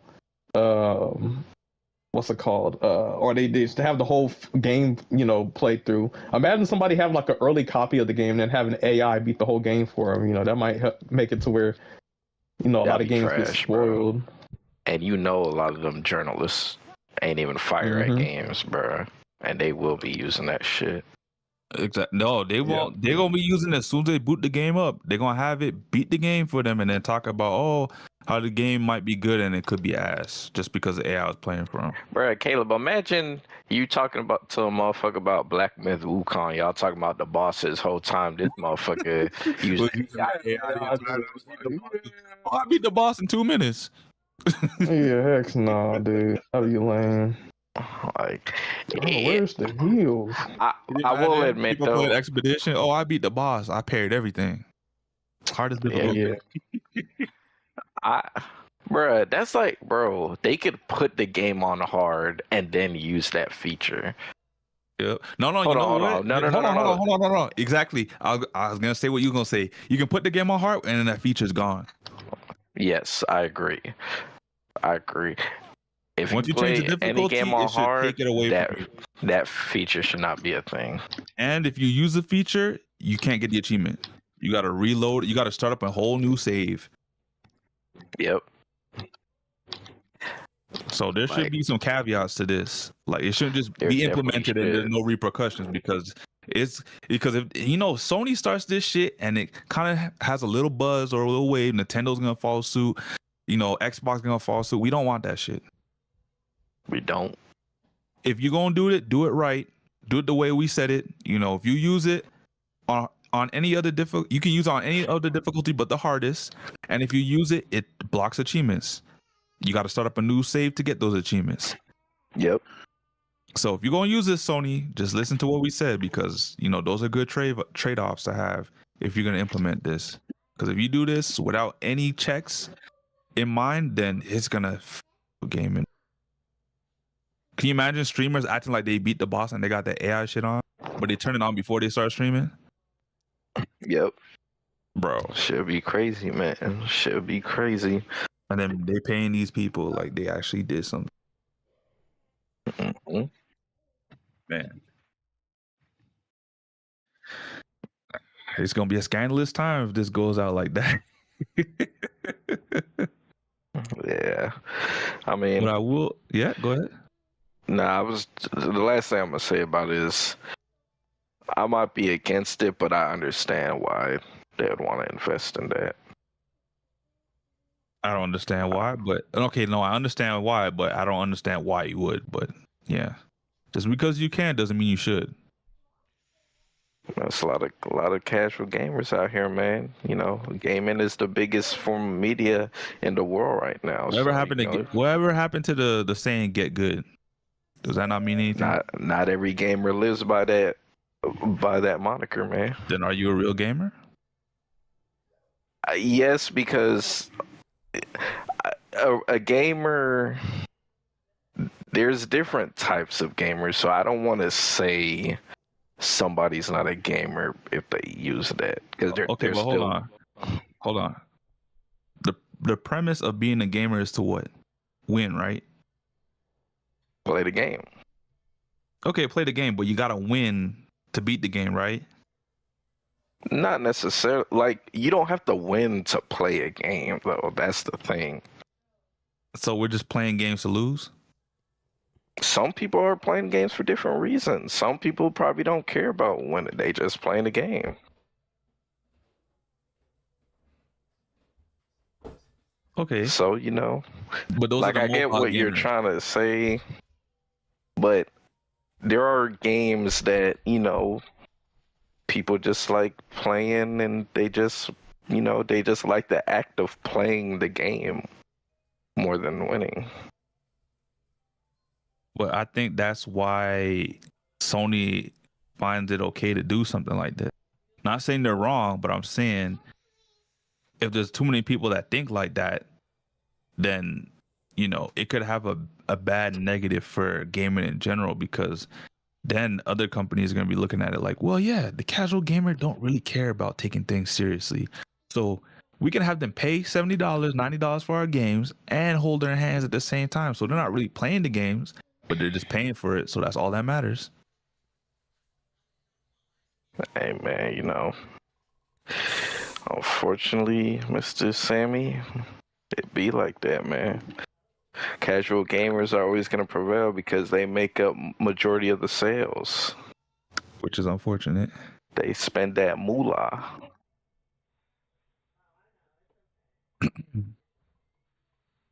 Well, in other AI news, while we're on the topic, so if you were looking to, I guess, build a PC and you thought, you could get ahead of, I don't know, maybe possibly having to wait for the next GPUs, and you had a nice PC sitting there waiting for you at that time, well, guess what? You can still build that PC. You just won't have no RAM for it. Because RAM is now costing an arm and a leg just to get some memory into your system. So right now, all of this is because the big AI war, the big race will be number one in terms of AI. You know, we got a lot of big wigs, you know, on the battlefront right now, trying to be the number one. You know, we got Google with Gemini, we got Microsoft, we got OpenAI, we got I believe Amazon is too in the running. We also got Facebook, Meta, formerly. So we got so many people trying to be number one at AI that they're buying up all the RAM they possibly can to, you know, bolster their data centers so, you know, their servers can handle all of this. And one of the things that it's caused is a major RAM shortage. And because of that, the price of RAM has gone up. In some cases, like triple the price it usually is, which is crazy. So what do you guys think about this? Because, you know, RAM is in everything. It's not just in consoles or PCs. It's in cars. It's in phones. It's in tablets. It's in laptops. You know, anything that's an electronic pretty much is capable of using RAM or having RAM in it. Yes, and I think AI gets a lot of the blame. When Sam, you just named off a bunch of things that also use RAM and stuff, like in the industry, in a lot of industries that are high tech, use it, not just AI. So a lot of people think that RAM is going up because people want to generate some funny AI videos, when it's like, yo, like EV vehicles. I don't know if y'all realize, like, there's been government mandated things to where no more gas vehicles, that they have to be electric by 2025. I think there's a lot of car industries that stopped making gas vehicles. What was it? The Mustang? I think the newest Mustang is an electric Mustang or something like that. And so, yeah, like a lot of that, you know, what's it called? Uses the material that it was made of RAM. Like a lot of these are natural resources. Like there's copper, there's silver, there's you know, a lot of fine resources that just aren't heavily available. So because of that, you know, it's just making everything technical more expensive, not just, you know, RAM, but RAM also is a victim of and there are some companies that are specifically only selling to AI tech companies. So I know that might be where some people, you know, might be like, oh, it's AI's fault. So I understand that, you know, how it comes off. I mean, which, you know, one of the biggest reasons is because of AI. I'm not disagreeing that, you know, it could be because of the EVs, but the biggest reason is because of the bigger players trying to get that moolah. They're trying to get their armaments up because they realize AI is taking off and they realize they can make money from us. Like they're already making money from us right now when we're using Suno. So money, and people forget how much AI is used in the military. Like it's a race of America versus China. Who's gonna have AI? Because imagine having AI. Because right now, I mean, we have drone warfare. I think, you know, drones are used in a lot of different military operations. So you have a drone that can also use AI, it can be more accurate. It can be, you know, be more precise in how it attacks. Like there's, you know, a lot that AI can do to improve, you know, certain military vehicles and stuff. So there's also, you know, that too, as well as, you know, a lot of these tech companies like Google, Facebook, Tesla, all of that. So, you know, and then also they're trying to make robots and it unfortunately, gaming is kind of on the back burner. So, you know, they it's gonna be a little bit more expensive since, you know, the resources are only so finite. It's gonna be a lot more expensive, man. Yeah, I think it's like double or triple the price, you know, bro. But things were going up regardless. Everything's up, it seems like. It is, but like if you were gonna build a PC and you didn't before now, you're screwed, bro. Like look at all that. Yeah, so I'm like me without RAM. Unless I just want to pay a bunch of money, you know. The only way you can build your PC at this point is you put everything together in mind of not having RAM right now, and then you figure out the RAM situation like a year from now. But that's fucked because the thing is, you want good RAM though. Yeah. Because think about it this way: the PC you're gonna build that would cost like $2,000 for like a solid PC. Look at it this way: you got to spend like maybe 1.5 on the PC without the RAM, and then when you buy the RAM separately by itself, it could cost you $1,000. Yep. So Yeah, you spending half the price of your PC just on RAM. Yeah, man. So, Man. Angel, you fortunate, my guy. You fortunate, man. What do you think about all this, Angel? You better With the whole RAM going up. Your PC Angel with your feeling life, good bro. right now. Protect your He said he PC got like his. it's Yeah, one of take your care of it, kids. dust it out. You know what I'm saying? Yeah, Angel, I might have to come over. Where you at? That's crazy. I mean, the RAM prices, I get what you're saying with the RAM prices and all these other devices use RAM, but it hasn't been a problem until the big companies are investing Yep. so much into AI that they're buying up the Microsoft, whole inventory of RAM because they need the RAM in order to run the AI stuff that they're trying to run. So I mean, because if you think about it, RAM wasn't a big problem, and we had iPhones, we had Xboxes, we have everything that used Yeah. RAM. But as soon as AI's resurgence went up, that's when all these companies are buying out all the RAM stock because they need all the RAM that they can get in order to power up these AI systems. So I mean, it sucks because it's gonna be a thing. Same thing with GPUs might be a problem too, because AI also use GPUs. So be wary on that, because eventually, a lot of these computer parts are gonna be fucking gold at this point, because AI is gonna be the reason why all this shit's gonna get jacked up, which sucks.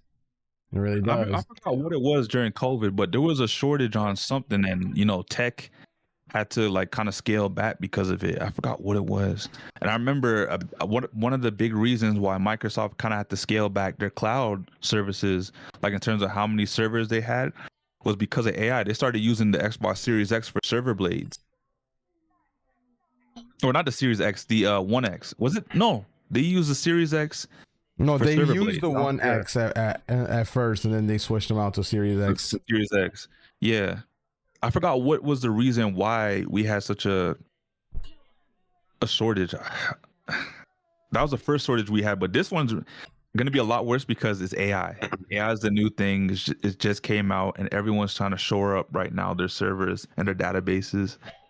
What I think scummy about all of it is a company being like, we're not going to sell to the random consumers. We're only going to sell to big tech companies. Like literally, they said we're only selling to the AI tech company. I don't like that, because it's like, man, the way they'll look, this is capitalism, because they'll be like, hey, they're making money, right? Because all of their products that they made are getting bought, but it's only getting bought by one person.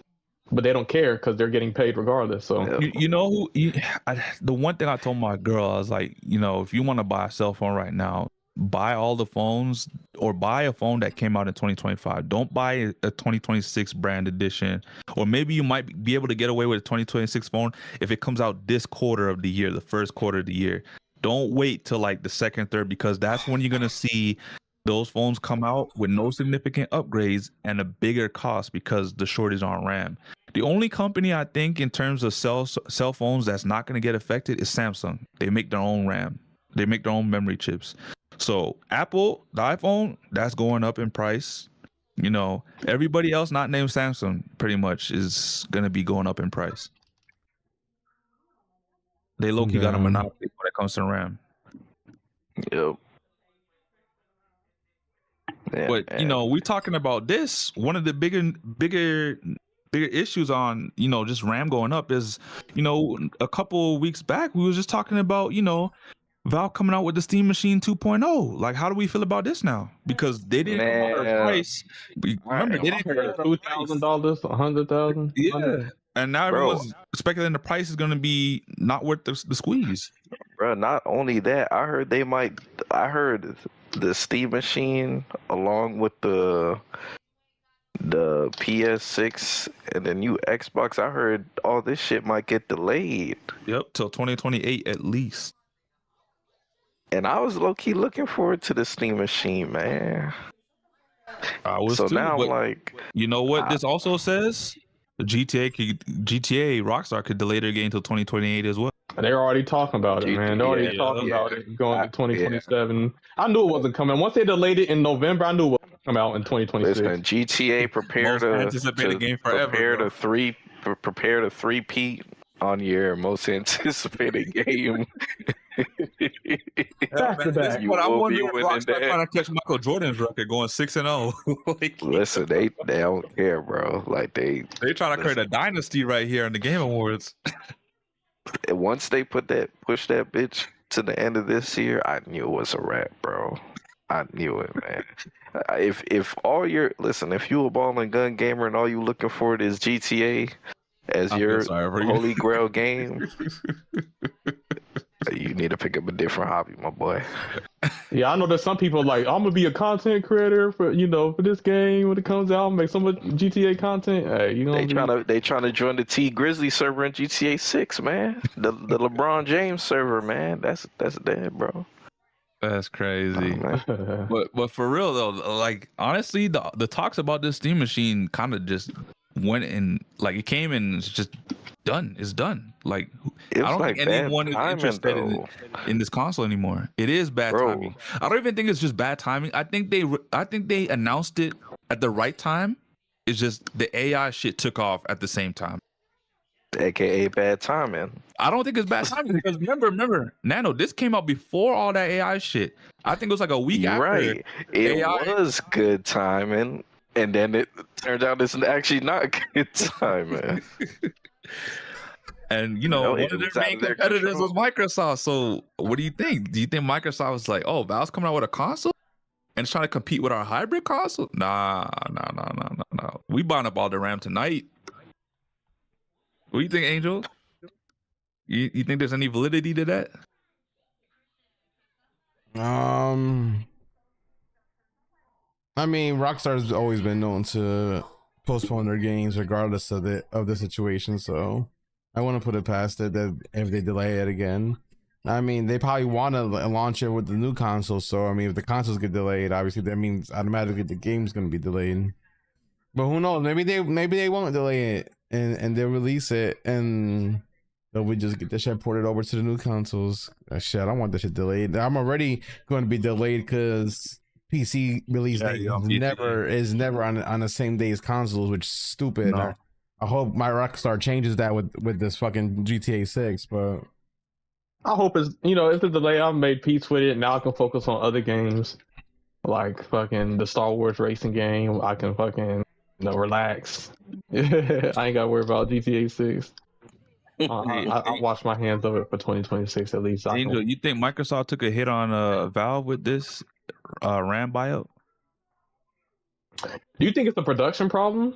No, it's not a production problem. It's just resource. The demand for RAM now with AI is just too high, and there's not enough RAM companies. Which, for fact, Asus, I think it was Asus or one company is deciding to enter into the RAM market. I forget who it was. I don't know if it was Asus or some other company. I don't know. Yeah, they are gonna start making RAM sticks now, which means stay tuned. Because like I said right now, I think it was Samsung makes RAM, and there's like two other companies besides Samsung, and that's it. Nvidia, I think Nvidia does. No, I mean you got the manufacturers too. You got Kingston, Corsair, G-Skill. Yeah.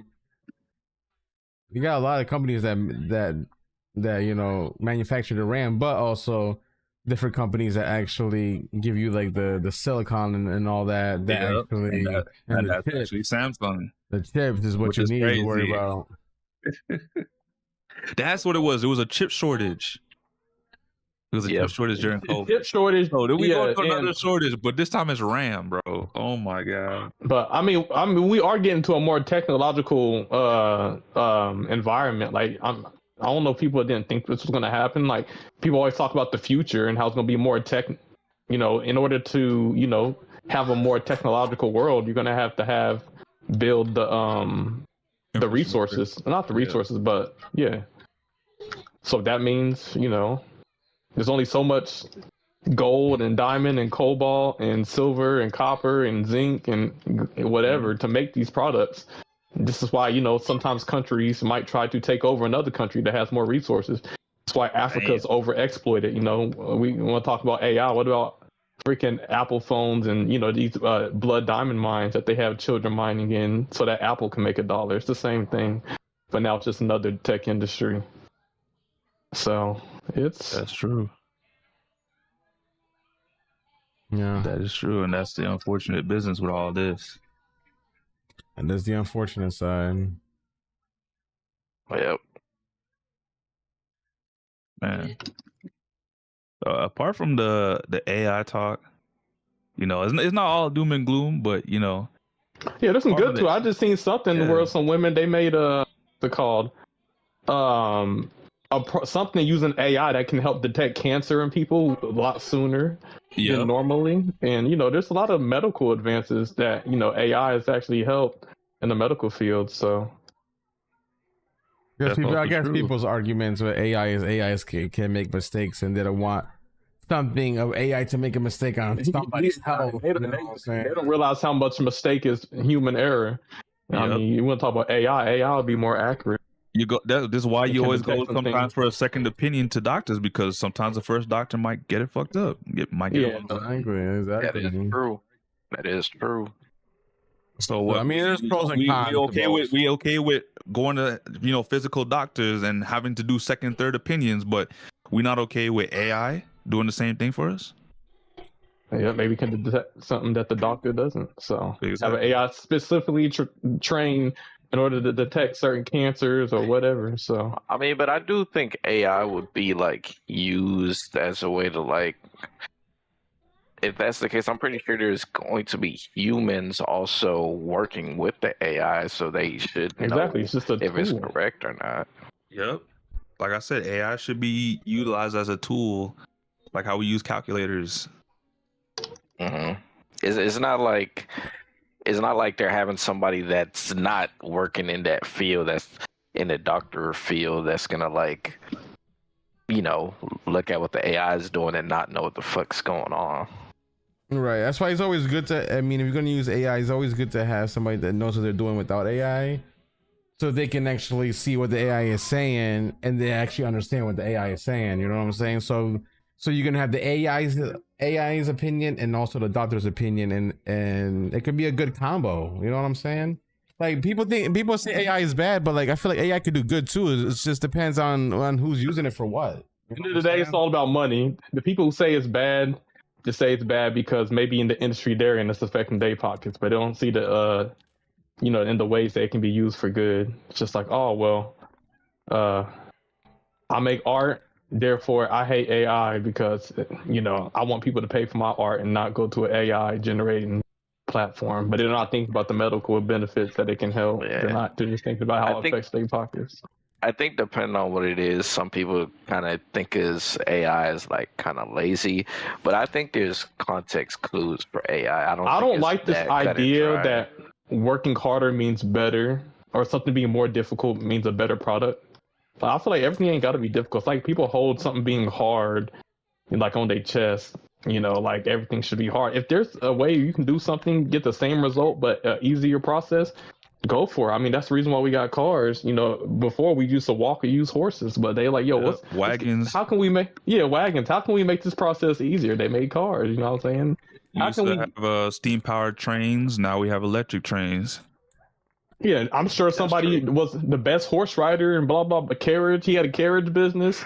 Yep, he went out of business, but he probably started making cars. So it's just like.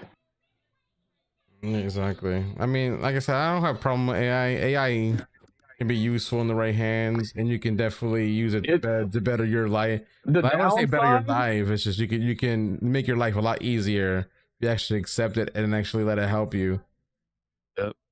Yeah, I'd say the big downside that's scary, and I haven't know if it's been used yet, is somebody framing you. That'd be scary. Like if somebody's like, "Yo, already." I swear I heard something where someone got framed by it. A lot of times people can tell.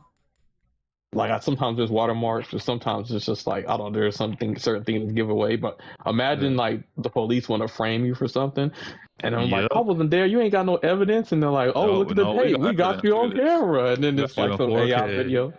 That's I think what most people like that RDC video, that RDC slip.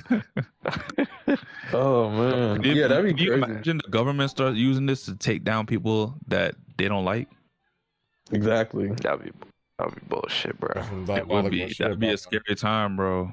It'd be a scary time. It kind of hire an AI hitman. Who else said that? Right? I guess you'd have to have an AI that can detect whether something's generated by AI, and then that's kind of like your safeguard. So eventually, we're gonna get to a point where we're in Autobots versus Decepticons. You're gonna have your good AI, you're gonna have your bad AI. All I know is I'm gonna be looking for Optimus Prime, bro. Yeah, we need to get Optimus AI on the scene ASAP before we get messed up, man. See Megatron before there's an Optimus Prime, bro. It's a wrap for us. Hey, Zuckerberg is already working on. You know, Tesla's working on Megatron. Terminators and shit. Yeah, they Skynet down, and we see T-4000s running around. Whatever, it's over, bro. Apparently, Grok was sounding like a Nazi on Twitter. That's I think it was Grok 2.0 or something like that. Yeah, bro, Megatron is coming. But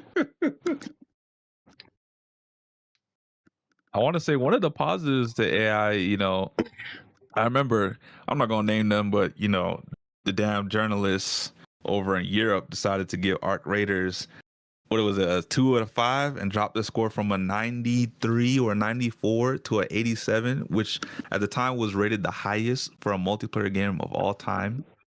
Shout out to those Europeans. Not you, Ferrari, you good. But,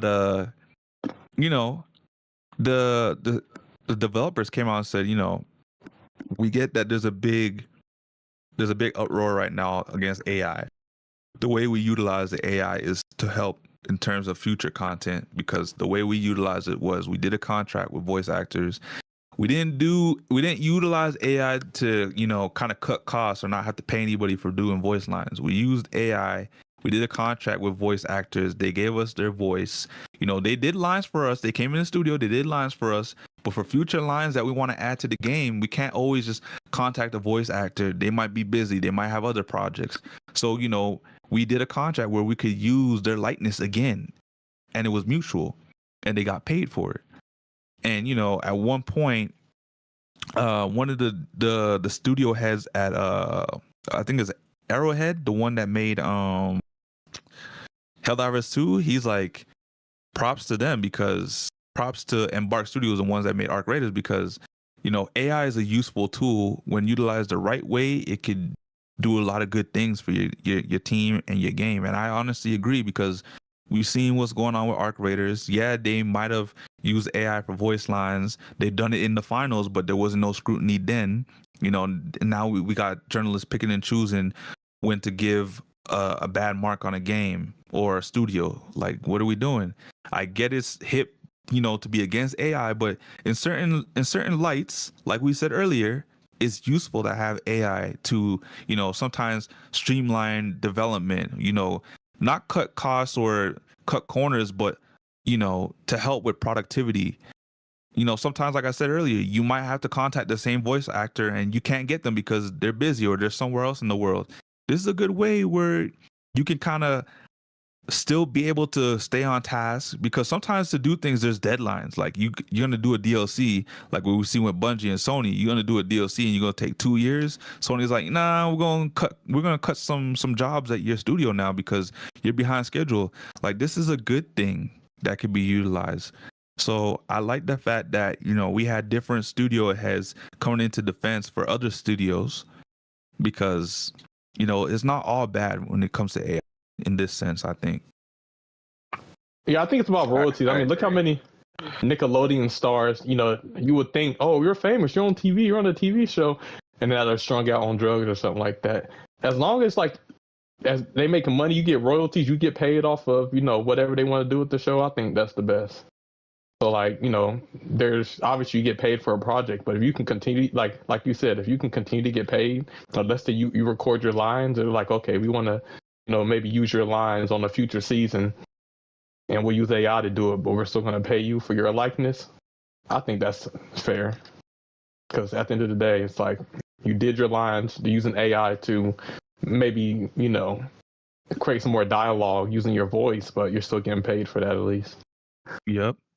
Because could you imagine, worst case scenario, that voice actor dies, but because they signed a contract, they still are able to use their likeness, but instead of the money going to that voice actor, now it goes to their family. Yeah, like James Earl Jones for The Lion King. What's his name? Mufasa. Yeah, you'd have to sign a contract for that though. Like Yeah, but a lot of these actors have. They've signed off some things that even after they dead, you know, they've money allowed goes for into their estate or goes to a family member. Yeah, their likeness to be used. I know with the Jacksons, they're very select on who they allow to imitate him, which I understand. I think it's funny seeing all like the Michael Jackson impersonators get mad because you know they weren't chosen. Yeah, like, but they chose someone in the family. Like, what? Come on now. They chose his nephew, but everyone's upset. Oh, they didn't choose me. I look the most like him. Like, you look more like his nephew. Like, of course, I'm going to choose someone in my family that looks the most like me. Why would I choose an outsider that kind of looks like me but don't have my genetics? Oh, yeah. But it's I will say, speaking on Arc Raiders, some more positive in terms of gaming news. You know, recently they hit a milestone where you know they passed over 12 million 12 million lifetime sales, and that's the best-selling game of last year. That's actually pretty huge. Yeah, because we was just talking about the Game Awards and we was talking about the top games that were being nominated, and none of them even passed 4 million. So the fact that this came out and like did quadruple the numbers, Like like, you said, what does this say? None of them passed what? 4 million.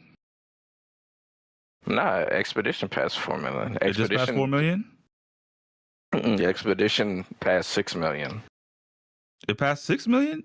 Because when we was talking about it at the time, Expedition was like, that must have been recent then, because at the time, Expedition was sitting at like 3 point something million. No. Expedition hit 3 point something million a long time ago. Yeah, within its first month. Yeah, it hit like 3.33 million sales. It hit like it hit 5 million a couple months after that, and now it's past 6 million. Okay. Well, I guess there's only 2 games that hit the 5 million mark so far. That's Expedition and Arc Raiders. Well, I don't know how much did Silk Song do, because I know Silk Song was going crazy. I can pull up the numbers right now, but yeah, look that like up I said, quick, we was looking at the numbers earlier. Any disjustice.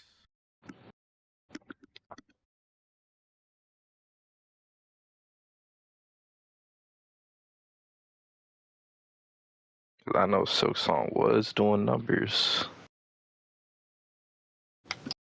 Okay, so for games that came out last year that sold that much. Wait, hold on.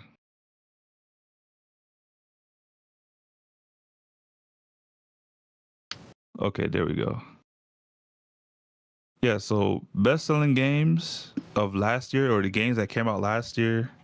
Oh, but they're not showing the numbers. They're just showing what place they were. That doesn't help at all. Nah, just Google how much currently right now. How much did Silk Song? So, well, I guess you could just do last year if you're just kind of last year.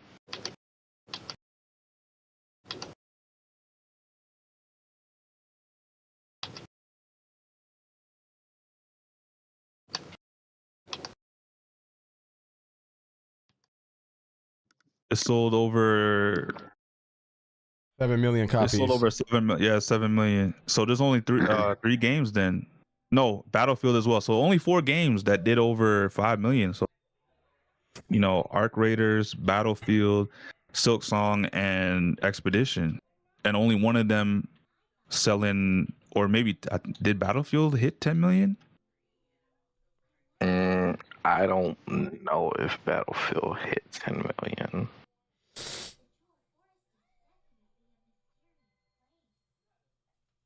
Okay, so Battlefield actually sold the most. It sold 20 million by December. So yeah, so Battlefield sold the most out of every game last year with 20 million, and then Arc Raiders in second with 12 million. So pretty big, man. Only those 2 games hit the double digits, but I mean, like, that's very impressive because, you know, we was just saying a lot of games were coming out recently, like in 2024, that weren't really selling a lot of copies. Like, you know, when the Game Awards were held 2024, like the best selling game.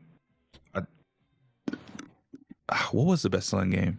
But I know the game that won Game of the Year beat out Black Myth Wukong, and Black Myth Wukong was doing Arc Raider numbers in terms of sales. I think it was sold around like what 12 million or something like that as well. Did it? Yeah, it was in the double digits. If I look at it now, it's only going to give me like current sale numbers. But like at the time, because remember Black Myth Wukong came out in like I believe July or August. I believe it was August, and within that time, I know it sold as much. I know that shit was probably going crazy in China. It was. That was part of the reason why it sold that much. A lot of the player base also on Steam was from China. Makes sense. So, in terms of like games that came out like this, or not this year, but last year, I'm still thinking about 2025. Jesus. But games that coming out last year, there's like just a handful of them that crossed 5 million, and just 2 of them that did double digits, which is impressive. But you know, for a game like Arc Raiders, what was even more impressive than just them hitting the 12 million mark was the fact that they kept 91% of its player base since launch, bro. Not only that, within 3 months, you know, it passed its launch numbers. Like I think it launched with like 460,000 people on Steam, and then like I believe it was sometime in December, it hit like 480 or 490,000. So like everyone say, "Oh, just wait till the honeymoon phase is over." There is no honeymoon. It's forever. I don't know about it being forever, but I will admit I do think the game will last longer than a lot of people expected, including myself. Hey man, when I first saw this game being announced by Embark, and this, mind you, this is after me playing the finals, because the finals came out. I'll give it a year. Because what was supposed to happen was the finals was supposed to come out, and then the year after Arc Raiders was supposed to drop. But the way they implemented Arc Raiders, it wasn't supposed to be a PvEVP game. It was actually supposed to be PvE orientated, and just us versus the robots. And then the devs were like, "This is a boring game. How can we incorporate PvP action?" Then they added PvP. And that's why the game got delayed 3 years, and it came out in 2025. But for me, coming from the finals, I'm like, okay, this game is another Embark game. It might be a banger because the finals is a banger, but they only made 1 game so far, so I don't know if the second game is going to be good, but I expect it to be on a smaller scale. No, man, that game really surprised me, and I guess a lot of other people, and it's just deserving of it because they do a damn good job. There's weekly updates. You know, there's always a roadmap after the current roadmap that they showed us is ending. They're already giving us another roadmap. They're also talking about a 10-year plan. How many games do you see that come out as a live service that's a big multiplayer game talk about a 10-year plan? Destiny. Yeah, but that's just Destiny. That's what I'm saying. A lot of games. Yeah, Destiny. Remember the Warcraft? Okay, World of Warcraft is different, Angel. You know that. That shit started the whole thing. Final Fantasy 14. Did they say a 10-year plan for Final Fantasy 14? I mean, it's lasted longer than that. I don't know if you're just talking about developers that have came out and said that's what their goal is. The only ones that I remember is Destiny. Yeah, Destiny. I remember Destiny 100%. Oh yeah, and that was up to that. Man, 10 years and going still. And you're saying Arc Raiders has a 10-year plan? That's what the devs say, and I believe them. You know, the finals has been going on for 3 years. If the finals has been going on for 3 years and the finals is a way smaller game than Arc Raiders, I definitely see it going 10 years. Oh, it depends on how much that genre is relevant. Truthfully, if they that genre is. You know what I hope for Arc Raiders? I hope sometime down the line it gets like an expansion. Well, the expansions would be like more maps, because they said there's going to be at some point the game's going to have, in the 10-year cycle, is going to have like 12 to 16 maps. 12 to 16. Yeah. How much maps it got right now? I believe 5 or 6. There's Battlegrounds, there's Berry City, there's Spaceport, there's Blue Gate, Are they there's like on Telemonte. rotation or something? No, you can spawn in. You can launch into any map that's on a map.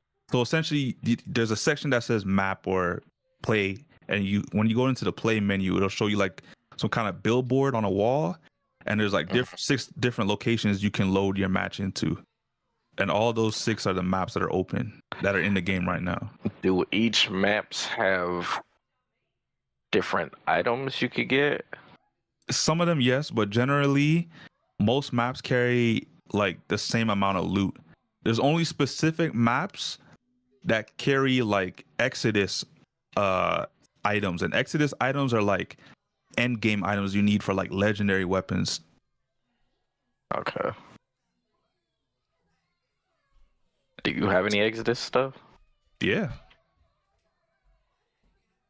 Because I've been going to every map. Anytime I need something, I just go into that map. You be going out during nighttime? Yep, because it's you get more loot. It's a 2 times multiplier. So you always want to do events that have 2 times multiplier, because if there's a area in the map that says a high loot location, that means you have the possibility of getting like 2 times of that work that you normally get just loading in onto a normal map variant. So I would say every map in the game has it leans to one direction. There are some maps that are balanced where it's just like, oh, there's PvP and PvE. There's some maps where just more PvE. And then the latest map that came out with Telemonte is more PvP centric.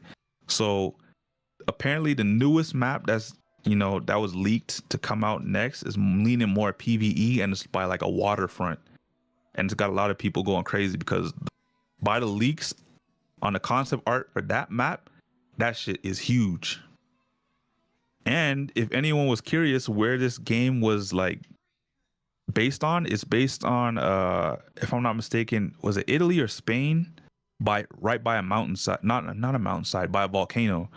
So a lot of people are speculating and using Google Maps and looking at the surrounding area to figure out, different possible locations for future maps in the game when they come. Okay. Sounds pretty good, man. Yeah, man. Well, listen, man. If they have a 10-year plan, and I will say, man, they have been keeping the finals going. I know it doesn't have as big as a player base, but I think that goes to show, if the finals does have its core fans, and I'm pretty sure Arc Raiders probably, I wouldn't be surprised if the success of Arc Raiders has them like in another mode, bro. They like, damn, like we really gotta like go crazy with this game. So well, they are, because think about it this way: even the devs didn't think the game was gonna blow up. That's why they had big server issues within the first month, and they had to adjust. Then they had to, go on a content crunch grind because, they needed more content to appease more players.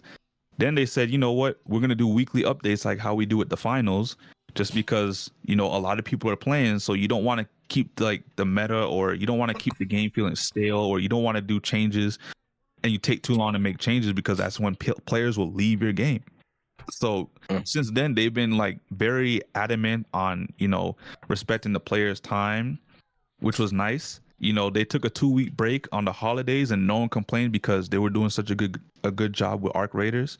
Like, I say this to kind of put some more weight behind their 10-year plan, but we bring up the finals, which has a way smaller player base than this game, and recently they just had a big tournament for $100,000 in Stockholm. So nice. If they're gonna do a tournament for a small game, which honestly you don't really see get done. Well, I mean Speedstorm, but at the same time, you don't really see small games get big tournament prizes like that. $100,000 is kind of a lot for a game at a small scale like that. So if they're able to do something like that, just imagine what they're gonna do with Arc Raiders. That's true, man. So I have big faith on this game. Like I told you guys before, the next season dropped for the finals, I said if it looked like they scaled back on the season, or it looked like, they were leaning towards kind of like pulling some of the team back to work on arc raiders, I'd let you know. And, I told you guys the season dropped, and, there was a lot of content that was released. So it looked like most of the resources that weren't being used up during the previous season was being used up because they were working on the tournament, and they had the devs, I guess, all on deck to do whatever they needed to make sure the tournament was a success. And it was. So I literally think Embark could do it for 10 years. Will it still be as popular in 10 years? That's the real question. So I think the 10-year thing is real, but will it still be as popular in 10 years? I don't know. Yeah, that's the thing. I mean, because there's a lot of games that lasted longer than 10 years, and they're still there, but the beginning player base is not there. Like they still have a healthy player base, but it's not what it used to be. Exactly. I'm just very excited because this helps gaming. Honestly, like Arc Raiders' success is gonna help gaming, because we was just shitting on freaking Marathon because Arc Raiders released and no one expected Arc Raiders to be great. And what happened with Marathon? It looked like they literally had a turnaround because they released some shit recently, and the game looks completely different. I heard that game was getting better. Yeah. So here, Angel, I'm gonna show you this. I'm gonna send this video to you. Fun fact about Marathon too: the pre-orders went live, right? And the people that pre-ordered Marathon were getting Destiny 2 installed on their PCs and consoles. And Marathon was listed as a DLC in Destiny 2. That shit was hilarious. Oh my god! These guys can't stop taking L's, man. What the hell? Just when we was talking good about them because this game was starting to look good, people pre-ordering the damn game and it's installing freaking Destiny 2 instead. So is this game even real? No, it is. It's just funny that they did that, because I'm pretty sure people looked at that and they thought that was that on purpose. I have no idea, but I thought it was funny. I don't think it was on purpose, but like accidentally on purpose, I guess. Maybe I feel like it is. Try to get new people. Try to get people to play Destiny for the first time by accident. And see if they like it. That's an oxymoron, bro. I don't think they accidentally did it on purpose. But that is funny. It's like, we need to get the numbers up. Nah, but I have heard some good things about the game. Like, what's so crazy? I think the first time I heard about the game when you guys were talking about it, kind of trolling it, and then the next thing I see this video come up about them like talking about the game, and people saying that it looked better or something like that. They did a lot of changes from what I seen. I mean, it looks interesting, but I still won't play it. I don't like extraction games. So damn. You're not gonna give it a chance. It's taking resources off my baby, bro. They're taking Dez off my baby, and that's a problem. I'm not gonna lie. What if you actually like it? Oh, Angel, you can play the video while we talk about it. But as I was gonna say, I saw this video and I was like, it looks promising, but the damage is already done. I don't think I'm touching this game, even with a 10-foot. Damn, the damage is done. Yeah, after all that plagiarism shit that was happening from the devs, copying people's artwork and putting it in the game, I was like, man, I can't support this. Damn.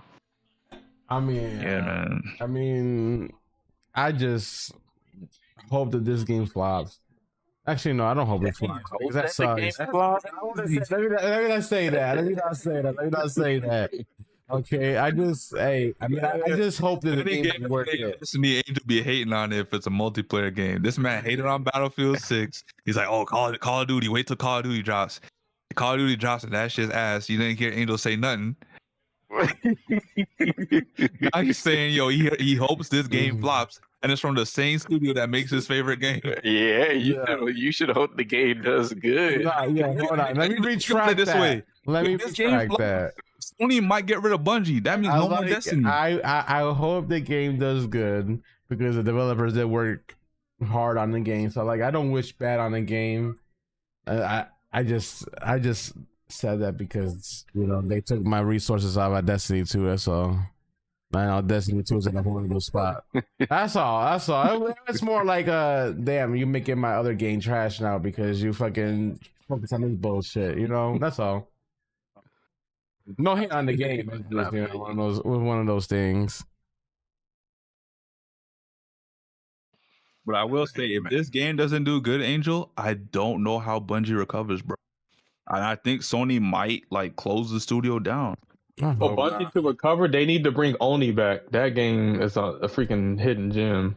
I don't know why they haven't. Wait, so is Bungie is Destiny 2 not making them money? It's making them some money, but it's been in the decline. It's been in the decline. Yeah, he's been on decline, and hopefully they get back to what Destiny was. But I think what it is they're over here doing Destiny for the casuals, and then the hardcore fans is just like, bro, this is just too easy. Where's all the hard shit? You know what I'm saying? They took a lot of shit. Destiny used to be all about gunplay. Now it's all about abilities. If you got a cracked out build, you don't even need to shoot a fucking gun at that point. Your ability to do all the work. This is why I say you should not cater your game towards the casuals. Even though they're the vast majority of your games, a lot of the casuals play these games sometimes because they watch the niche players, the competitive ones, and they're like, oh, I can kind of be like them. Let me try. You know what I mean? They watch the streamers who are competitive. They watch all the pro gamers in the game that are competitive. So the minute they see these guys not playing the game no more, where do you think they're going? The next game they're playing. I feel like a lot of players went to Destiny players went to Arc Raiders because they saw their boy Astrocross play it, which is probably the biggest Destiny streamer content creator around. Shout out to Arc Raiders and Embark. Fuck that shit. Go back to Destiny. What was that? That's crazy. Yeah, I heard Pro never dropped the game, Nano. Hell nah, man. You been playing that 24/7. The only games I see, literally the only games I see playing is that Marvel Rivals. I told you, man. As soon as you touch Arc Raiders, you can't play nothing else. You don't have the time to play other games. I was struggling to finish off Anthem's main story because I was just playing Arc Raiders. I was like, shit. Nigga, you still didn't even beat Expedition, man. What? Who said that? I definitely did. No, you didn't. You ain't be It's all right. I know you're gonna get to it eventually. I'm going to. Especially with the new updates they did, the new dungeon. I saw a girl I regularly raid out to sometimes playing it, and I was like, "Oh, you playing this now too?" She's like, "Yeah, I should have listened to you." Yada yada. I was like, "Yep." You get that parry system down yet? She's like, nope. But yeah, man, a lot of people are coming to the game because of the Game Awards. I did say it was a great game. In terms of games this year, it was top tier. The only other game I thought was on this level was Arc Raiders. Silk Song was a good game too, but if I'm talking about games that are top tier, I would say 1A are Arc Raiders and Expedition, and then 1B is Silk Song, and then everybody else. But gaming this year in general has just been, well, not this year because games haven't really dropped yet, but last year have just been fire. And hopefully the start of this year it continues. Obviously we're not getting GTA 6, but no one cares. We've lost we've lost excitement because we already know it's going up for an award this year for most anticipated game again. So I don't think any of us care. That category is already. We don't never see this. I can say one thing that Bungie does really good is world building, because goddamn, their environment looks so beautiful, bro. I'm not gonna lie, this game has me curious, but do I want to touch it? No. You know what, Angel? Since they make the game that you love, I feel like you should give their Extraction game a chance, some love when it comes out. Yeah, at least play that game. You didn't give Arc Raiders no love. I had to damn near beg you. and then someone gifted you the game, and then when you got into the game, you're like, damn, I actually like this shit. I didn't know it was that good. I was like, bro, you can't judge every extraction based off of one game you played. Every game is different. I guess I could try it. Let's see if it's Yeah, good. Angel, you want your gaming palette to be versatile, man. Right? Who knows? You might be the marathon guy.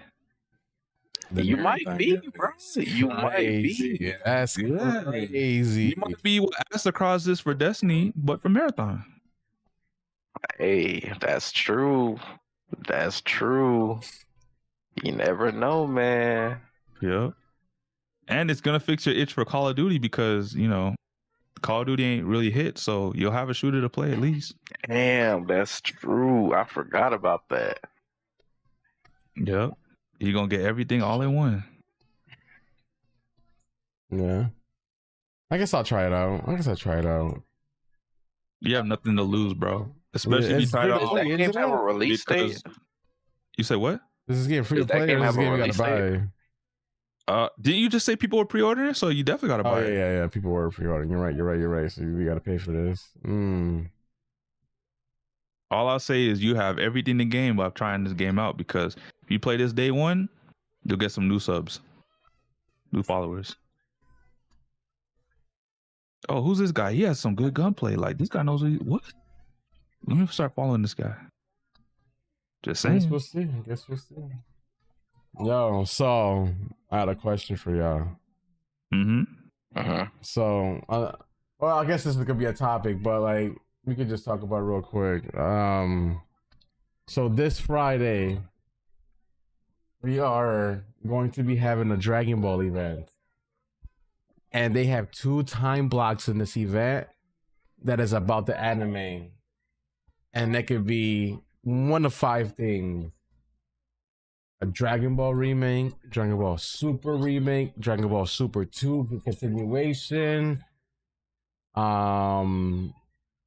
or movie, essentially, or the continuation of Daima. Those 5 things, right? Mm-hmm. What do you guys think? And like I said, there's 2 time blocks, so we don't know what that means, but there's 2 time blocks. So they're announcing one thing, and then they're gonna talk more about it in a different time block, or something else is gonna get announced. Well, I'll say this: I don't care for remakes.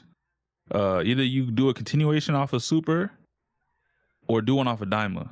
But I do not care about the remakes. If they're gonna do a remake, at least remake Dragon Ball Z, the Z Saga, with some updated animations, some color, some life into it. You know, some modern designs based off of the new designs on Super. That would be nice. And cut all that filler shit. 10 episodes, I gotta wait for Goku to reach Earth and this shit. Like cut all that content away. Now I will say this, bro. All right, now it comes to the leaks. All right, and the leaks. Somebody leaked out an image that looked like it was a scene of the Battle of the Gods that was basically kind of like a redraw, like a remake. Because like the drawing was a lot different than what it was in an anime or in the movie, and it got taken down by Toei Animation. So a lot of the people think if Toei took that down, there's many other like fan made art. If it was a fan made art, it would have got taken down. You know what I'm saying? Yeah. No, this was completely taken down from Toei, which people are speculating that means that it looks like it could be a remake of Dragon Ball Super, because there was speculation and somebody did say that Dragon Ball Super remake is happening, and it's gonna be a remake that's more tailored to the manga than what the anime was. So then what was the point of the anime then, if you're just gonna do a remake anyway? Because it's gonna be more towards the manga, which was a lot different than the anime. So the anime had like its own storyline. This is the issue I got with this now, because this is the same reason why I never touched Full Metal Alchemist, because the first one came out and that was following the story or the manga to a T until there was no story to follow because it was ahead of the manga. So they kind of made their own story on the fly, and then they did Brotherhood to be more in line with the manga. So it's just like, I don't know what I want to watch because at that point I remember watch watching Brotherhood, bro. I could watch Brotherhood. The problem is, Watch the newest one. I watched the very first one, the regular Full Metal Alchemist, and I enjoyed that one. So I'm just like, what if I watch this and I don't? Hey, you'll probably enjoy Brotherhood. Let's see, I didn't finish the first Full Metal Alchemist, so watching Brotherhood, I might not finish that either. That's the same thing. It's like, okay, Nano, question about that. If you've never watched both, should you watch the first one? Like watch Brotherhood, bro. Brotherhood. Why not watch the old one? Yeah, why because Brotherhood's actually canon to the story. Okay, what if you want to enjoy the non-canon version first? Yeah. I mean, I don't know. Are you gonna know the contents of the non-canon one? I don't know nothing about nothing. If you don't know anything, watch Brotherhood first. And then watch the old version? Yes, because Brotherhood, it's actually stuff that is supposed to happen. And then it's like the other one's just like they just like, what if this happened? Yeah, or what if that happened? Pretty much. Brother, like the other one is just the anime, doing its own thing after a certain point. No, I'm not saying it's bad. That's like saying someone not to watch Dragon Ball GT just because. Nah, I'm not telling you not to watch the other Full Metal Alchemist. I'm just saying if you want the real canon story, then watch Brotherhood.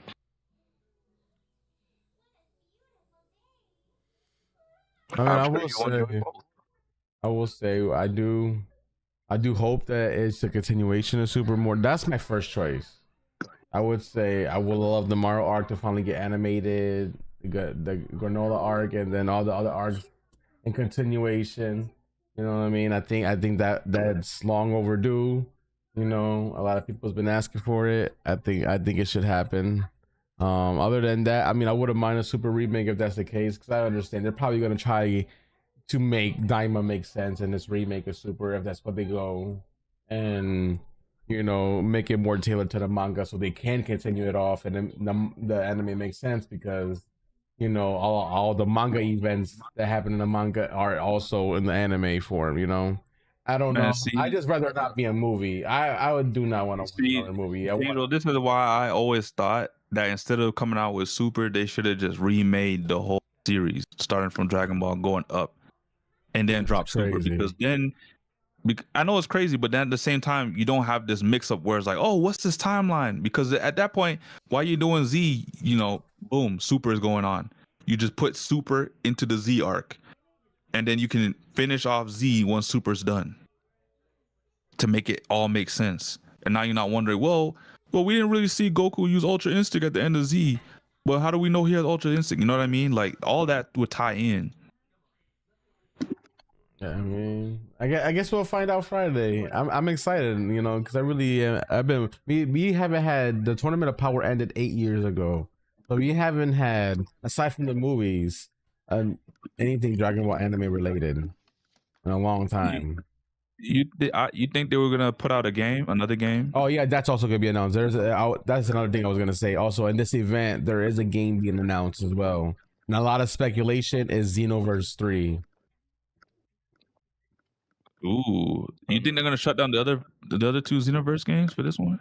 I'm not sure, but from what I've been reading, they've been heavily into the Xenoverse 3 in development. The graphics, they're like, everything's gonna look amazing, and like, because I know the biggest complaint of Xenoverse was the graphics. Yeah, a lot of people didn't really like the graphics, so they're going with a whole new cell shader, everything. Like they're reworking the whole graphics of Xenoverse to make Xenoverse look really amazing. And if that's the case, Xenoverse might cook. I mean, Xenoverse 2, they're still adding characters to Xenoverse 2. Yeah. So like this could be a game that lasts just as long as Xenoverse 2 did, If that's the case, I could kind of see them dropping Xenoverse 2 in like 2028 with the new consoles, because they're gonna want to milk out as much as they can with Xenoverse 2. And then when 3 drops in 2028, it'll be on the new consoles. It'll have a new engine, new cell shaders, all that. So it's gonna be looking fresh on fresh consoles. If that makes sense. We'll see. I mean, I do like the Xenoverse aspect of making your own character and whatnot. I think that's pretty cool, you know. And it's like a live service game style, like live service. Like it's not full fledged, but they do be having events and shit like that in the game and whatnot. And then there's a social space, so there is live service aspect in that game. So I'm curious to see how they implement all that, and obviously all the new characters. You know, it'll go ahead align with whatever anime is announced, you know what I'm saying? So, you know, that actually makes sense. I'm excited for the Dragon Ball series. Hopefully this announcement is 2026 new season's about to start. That's all I'm looking for. I want it now. I need my Dragon Ball fix, god damn it. Okay. What I'm sure you gonna get it, man. Listen, I don't really follow Dragon Ball like that, so I don't know what could happen. Damn. But I do know, I do like the Xenoverse idea, because I do know when Xenoverse 2 came out, a lot of people was playing it. Yep. So, I mean, if they announce another anime or something like that, I think that'll be dope. Oh my god, bro. Breaking news. I don't know if you guys seen this today, but apparently Ubisoft just canceled 6 games. And one of them was the Prince of Persia Sands of Time remake. No, I did. Yeah. Bro. Caleb is heartbroken, bro. That was like wishlist. I had that shit wishlist the first time when it was supposed to drop back in like what? What are you talking about? Then they delayed it, man. Bro, they also on top of that, they closed 2 studios. That's one of the best combat games of all time. What are we talking about? Bro, what? They also confirmed further layoffs and major company restructure. The reverse function? Like, come on. To make matters worse, it looks like Assassin's Creed Black Flag remake looks to be delayed right now. So damn. It'll be now coming in 2027 Black Flag remake. 2027. Yeah. Damn. I thought I was gonna see Farah in 4K, man. Wait, hold on. They also delayed 7 other titles. Jeez. Crazy, bro. It look like Ubisoft doing some restructuring, man. Bro, Ubisoft is about to get bought out next. I'm so glad the devs that made Expedition, whoever worked at Ubisoft, left, man. At least on Ubisoft, they did give the update for third person for Avatar: Frontiers of Pandora and whatnot. But like, yeah, hopefully they're not one of the studios that got closed. How do you do it? Like, how do you cancel such a classic, man? That's crazy. Damn, you must have been really looking forward to that game. Yeah, I beat that game like as well. 15 times. Like, back in, I used to like play through the whole game, beat it all the time, bro. I really loved the game. I really loved the combat of it, mechanics. It was a good game. You want me to go through this article? So I got it pulled up in front of me. What's canceled? The reason they always have some bullshit reason. Well, we'll find out. I'll read it right now. So Ubisoft has announced a sweeping company restructure that will result in the cancellation of 6 games, including its Prince of Persia Sands of Time remake. Bummer. And a delayed because of the layoffs, right? Sorry? That's because this is all because of layoffs, right? No, they're also doing layoffs as well now. So they canceled this game. They delayed another 7 titles, and they're doing layoffs on top. 2 Ubisoft studios will be closed completely as a result of the changes, while others are subject to further layoffs.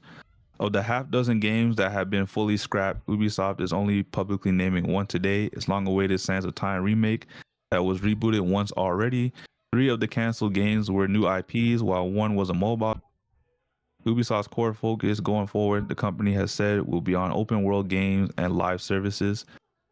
No specific detail has been given of the 7 titles that Ubisoft has delayed either, though this number does include the unannounced game once set for launch before March 31st. That is widely expected to be the company's Assassin's Creed Black Flag remaster. This will now launch in the coming financial year, so before March 31st, 2027. Ubisoft Stockholm will fully close as a result of the changes. Which games did they make? Oh no. Having previously collaborated on Avatar, Frontiers of Pandora. Damn. So no more Avatar updates then if they're closing down. This might be a support studio though. It might not be the actual studio that made the game. Alongside mobile studio Ubisoft Halifax, news of which broke last week. Restructurings have also taken place at Ubisoft offices in Abu Dhabi, at Trail Studio Red Links, and at Massive. Oh yeah, I forgot they own Massive. Owned to the Division. Damn, so the Division might take a hit too now, because there's supposed to be reports of like them doing a Division 3. Yeah, In addition, I read about that too. There's a Division 3 happening. Damn, they closed that studio? No, they said layoffs, right? Restructurings have also taken place at Ubisoft offices in Abu Dhabi, at Trails. So restructurings, but not no layoffs. So restructurings. Okay, so yeah, Division 3 ain't gonna get hurt because the owner of that studio, he's been in high hopes about Divisions. That their Division 2 is now getting like a big update too as well. Yeah, because of that. I heard the Division was gonna get an update as well, or I could be wrong. No, not an update. It's getting a definitive edition they're doing for the first Division. Interesting. That's what they're gonna do. Yeah, and looks like a Division 3 announcement might be happening too. They have like an event for Division. I don't know when it's gonna be, but they're gonna be announcing. That's when they're gonna announce a Division 3. So they also say here, in addition, all teams will be required to return to in-office working 5 days a week, albeit with an annual allowance of remote working days. So down here it says they were previously expecting to make around 1.75 billion, but that's now down by 330 million, which was in euros. So they were looking to make 1.75 billion in terms of like US dollars, but it went down 386 million US dollars. So they're going to be making like somewhere around 1.5 billion now. So they did, because of that, they like did the restructures, they did the delays, and they're going to be doing layoffs now, and they 6 games. Unfortunate, man. It's unfortunate. I don't know who Creative House 2 is, but apparently they're going to be ordered to just work on shooters now. So they're going to be working on Division, Ghost Recon, Splinter Cell. I don't know who Creative House 3 is, but they will focus on live experiences. So For Honor, The Crew, Riders Republic, Brawlhalla, and Skull and Bones. Creative House 4 will feature narrative-driven and fantasy-oriented. I guess these are different teams, Creative Houses. Oriented series like Anno, Might and Magic, Rayman, Prince of Persia. How are you guys going to be making Prince of Persia and you just cancel Prince of Persia? Apparently, they're going to be doing a Beyond Good and Evil 2. That one's still going on. Creative House 5 will center on family and casual gaming. Just Dance, Uno, Hasbro, Idle Miner Tycoon, Catch App, Hungry Shark, and Invincible, Guarding the Globe. So what's Creative House 1 doing? Oh, here it is. Creative House 1 will be working on Assassin's Creed, Far Cry, and Rainbow Six. So they got like 5 different teams working on specific projects. Damn, bro. The worst thing is they got this Prince of Persia Sands of Time, game picture, and it's all in gray to almost like show that it died. It's crazy. Yeah, that's hard, man. I'm not gonna lie. I was anticipating Sands of Time remake because, like I said, they had it the first time. I wishlisted on Microsoft, the store. Then they delisted the game completely. And I was like, wait, what happened? The game's canceled? Then I heard they delayed it. And it was supposed to drop this year, only to get this news and it's canceled? Yeah, that's crazy, bro. I also heard just before the year finished that they were like delaying the game a little bit just to change some things. So I think that last delay kind of killed the game then. It could have. Man, honestly, once you delay your game once, it better release the next time, because if you got to delay a second time, chances are your game's gonna get canceled or not released. That's what I've seen so far. Talk about GTA, man. The Rockstar is different though. GTA is just a different game. Like, I got nothing for them, but everybody else, you don't got plot armor, so you delay your game one too many times, like 3 strikes, you out, man. This is what. How many delays on this game? Yeah, GTA is too much of a money printer. I know Caleb. I know how Caleb feels, because I didn't even get to finish what I was reading. Caleb's like, "Damn, man, this man went silent." Yo, Caleb, you there? Shit, don't do it, Caleb. Man. Get out the kitchen, Caleb. Don't do it. Damn. Hey, man. I guess it just wasn't meant to be, bro. So how you guys feeling about this, bro? I know Nano, you said you read up on this already. Yeah, I heard about this, but I mean, I didn't know y'all were anticipating this game, so I didn't I grew up playing this game, so the fact that it got canceled kind of hurts, because I was like, what? They're remaking this game, so it's gonna be like modern and everything. Like the mechanics are gonna be a lot more smoother. The gameplay is gonna feel nice. The story is gonna look the same, but it's gonna like graphically, the game's gonna look a lot better than when it did when I was a kid playing this game. So I thought this was a big plus, and I thought because they're gonna remake this game, they're gonna go down the list of all the other games that involves Prince of Persia and remake those. So I was like, yes, this is gonna be the beginning of playing these games again. And then just now I read that it's canceled. So do I have any faith that the other games are going to come out, even though they said, Creative House, whatever number, was going to make Prince of Persia games, but they just canceled this one. So I don't know. I don't know how to feel.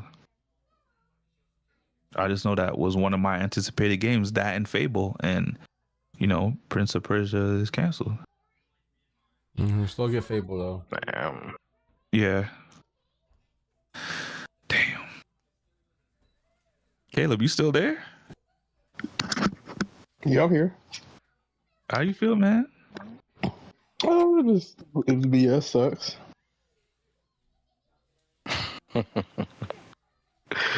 Have Caleb put down the cup. He put down the cup, man.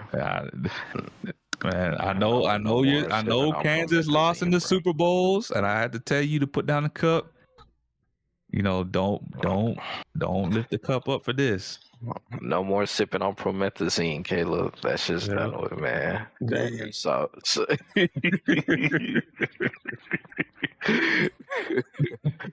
oh man. That's some news, I'm not gonna lie. Yeah, but it's kind of bad that I gotta say this, but it's almost like it's almost the norm in this day and age. Yeah, that's not a good thing. Yeah, it happens. It's definitely not. Who knows? Maybe they'll revive it. Eventually. How are they gonna revive it though? What, 10 years later? Yeah, you never know. Oh my God! Don't say that. I know I'm not gonna stop playing games. Just because I'm 40 don't mean I'm not gonna stop playing games. But I'm like, I gotta wait 10 years for this now. Hey, there's people that waited 10 plus years for GTA 6. So, but I wasn't waiting on GTA 6. Like, I was playing games. The difference with them is they had GTA 5 the whole time. Yeah, they don't have no Prince of Persia.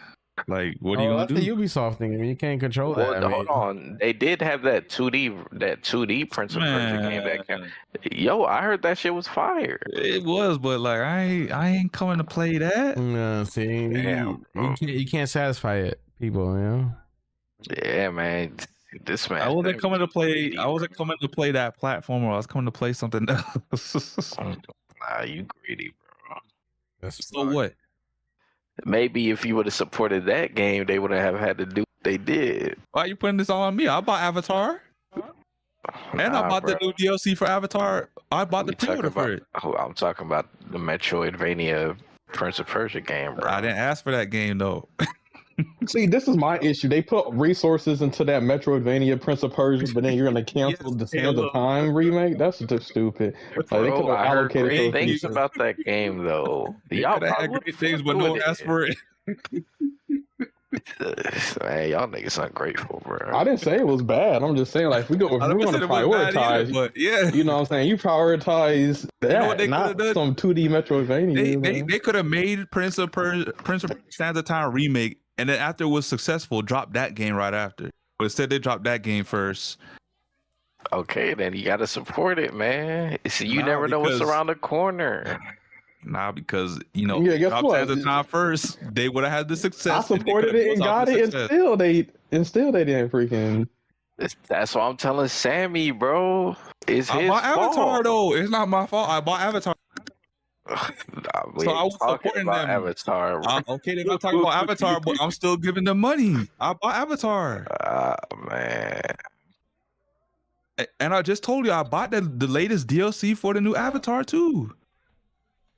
Last month. Man. I bought that. I pre-ordered that. It's like I said, we know what the fuck is up, bro. What? Man, this ain't on me. It's on Ubisoft. I'm over here supporting them, buying them DLC and shit. And they over here canceling the game I'm waiting to play. Like, come on, man. Like, what the hell? But speaking on Fable, because that's another thing. The Xbox showcase is actually tomorrow morning. I'll be at work. Hold on. What time is that? Because I actually want to watch that. It's 10 a.m. Pacific time, so that's 11 for me. So it's 2. No, it's it's 1 o'clock for you guys. Okay, I gotta put that on my calendar, bro. Yeah, I might watch it just because I want to see this Fable. I'm a Fable fan, so I will love to see what this retelling, remake, or whatever this Fable is going to be. So there's a lot of games that are supposed to be talked about. The biggest ones are Halo, Forza, Gears, and Fable. On top of that, there were some leaks saying, that there might be some stuff about StarCraft in the works for like a 3D shooter. Wolfenstein 3, Fallout New Vegas remake, and some other. Wait, so they already know everything that's going to be shown. There's no new stuff going to be shown, right? No, so the 4 games I mentioned earlier, Fable, Gears, Forza, and Halo, those are the 4 games that everyone knows is going to be talked about. But there's now speculation saying that there's going to be a StarCraft game that's supposed to be a shooter like Call of Duty. There's going to be a Wolfenstein 3 game, a Fallout New Vegas remake, and I think a remake for Fallout 3 that are going to be shown at this showcase that they're talking about. And maybe something on Diablo as well. Yeah. I don't know. Seems kind of mashed to me. I'm excited just because, like I said, I've been waiting on Fable. The Forza game, I'm definitely excited to get an Xbox announcement. That's all. That's going to be in Japan. An Xbox announcement? We probably won't see that until 2027. I mean, but they can hype it up with an announcement. You know what I'm saying? But what would be the point? Hype it up, and then we don't know what's gonna happen with RAM, so we're not gonna drop a console anytime soon. I mean, that's true. Plus, you don't want people to not buy an Xbox Series X because then people will be like, okay, I would just save up for the new one. You know? Exactly. That's true. I think they'll do it at the 2027 showcase because, like I said, I think it's dropping 2028. So if you do it at 2027, you tell people a year in advance, save that money because RAM prices, kind of ruin the market in terms of like console prices. So you got a year to save up for the new console. I feel it.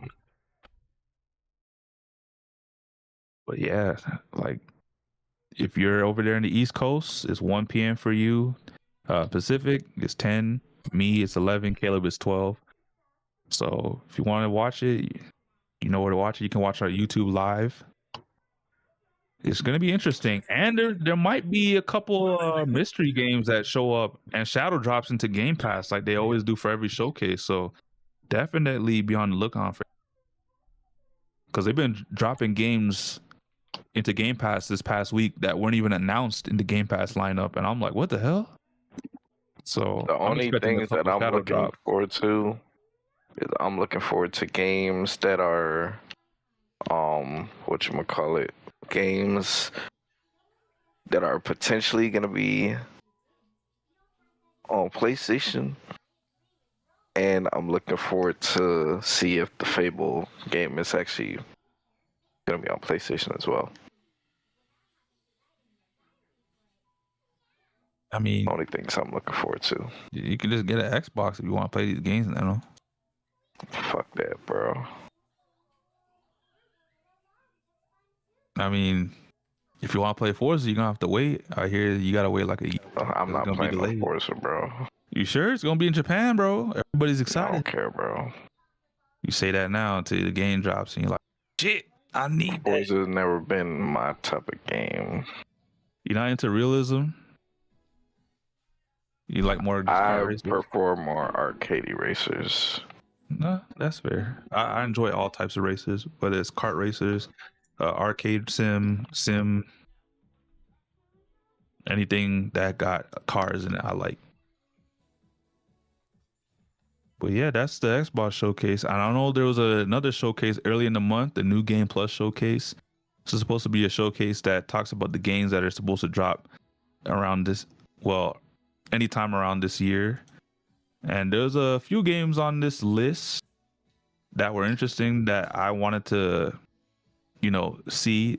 So in terms of the games that were mentioned, because there's like 45 games that were upcoming, the few that I wanted to hear and see from was like Blood of the Dawnwalker, The Expanse, the space game. That one looks good. Crimson Desert, that one's coming out in March. So coming out Crimson Desert. Yeah, that's one I'm interested in that game. Wait, what did you guys say? Crimson Desert's one I'm getting. Yeah, I'm getting that too. Yeah, I have like $100 on Microsoft points, so I'm just gonna redeem that and buy that game. You ready? Yeah. Okay. Whoa, hold on. Now I gotta really think, because Fable's dropping this year. So do I get that instead with my money, or do I pay out of my pocket? One of these games I'm paying out of my pocket day one. The other one I'm using my Microsoft money. So I gotta really think this through.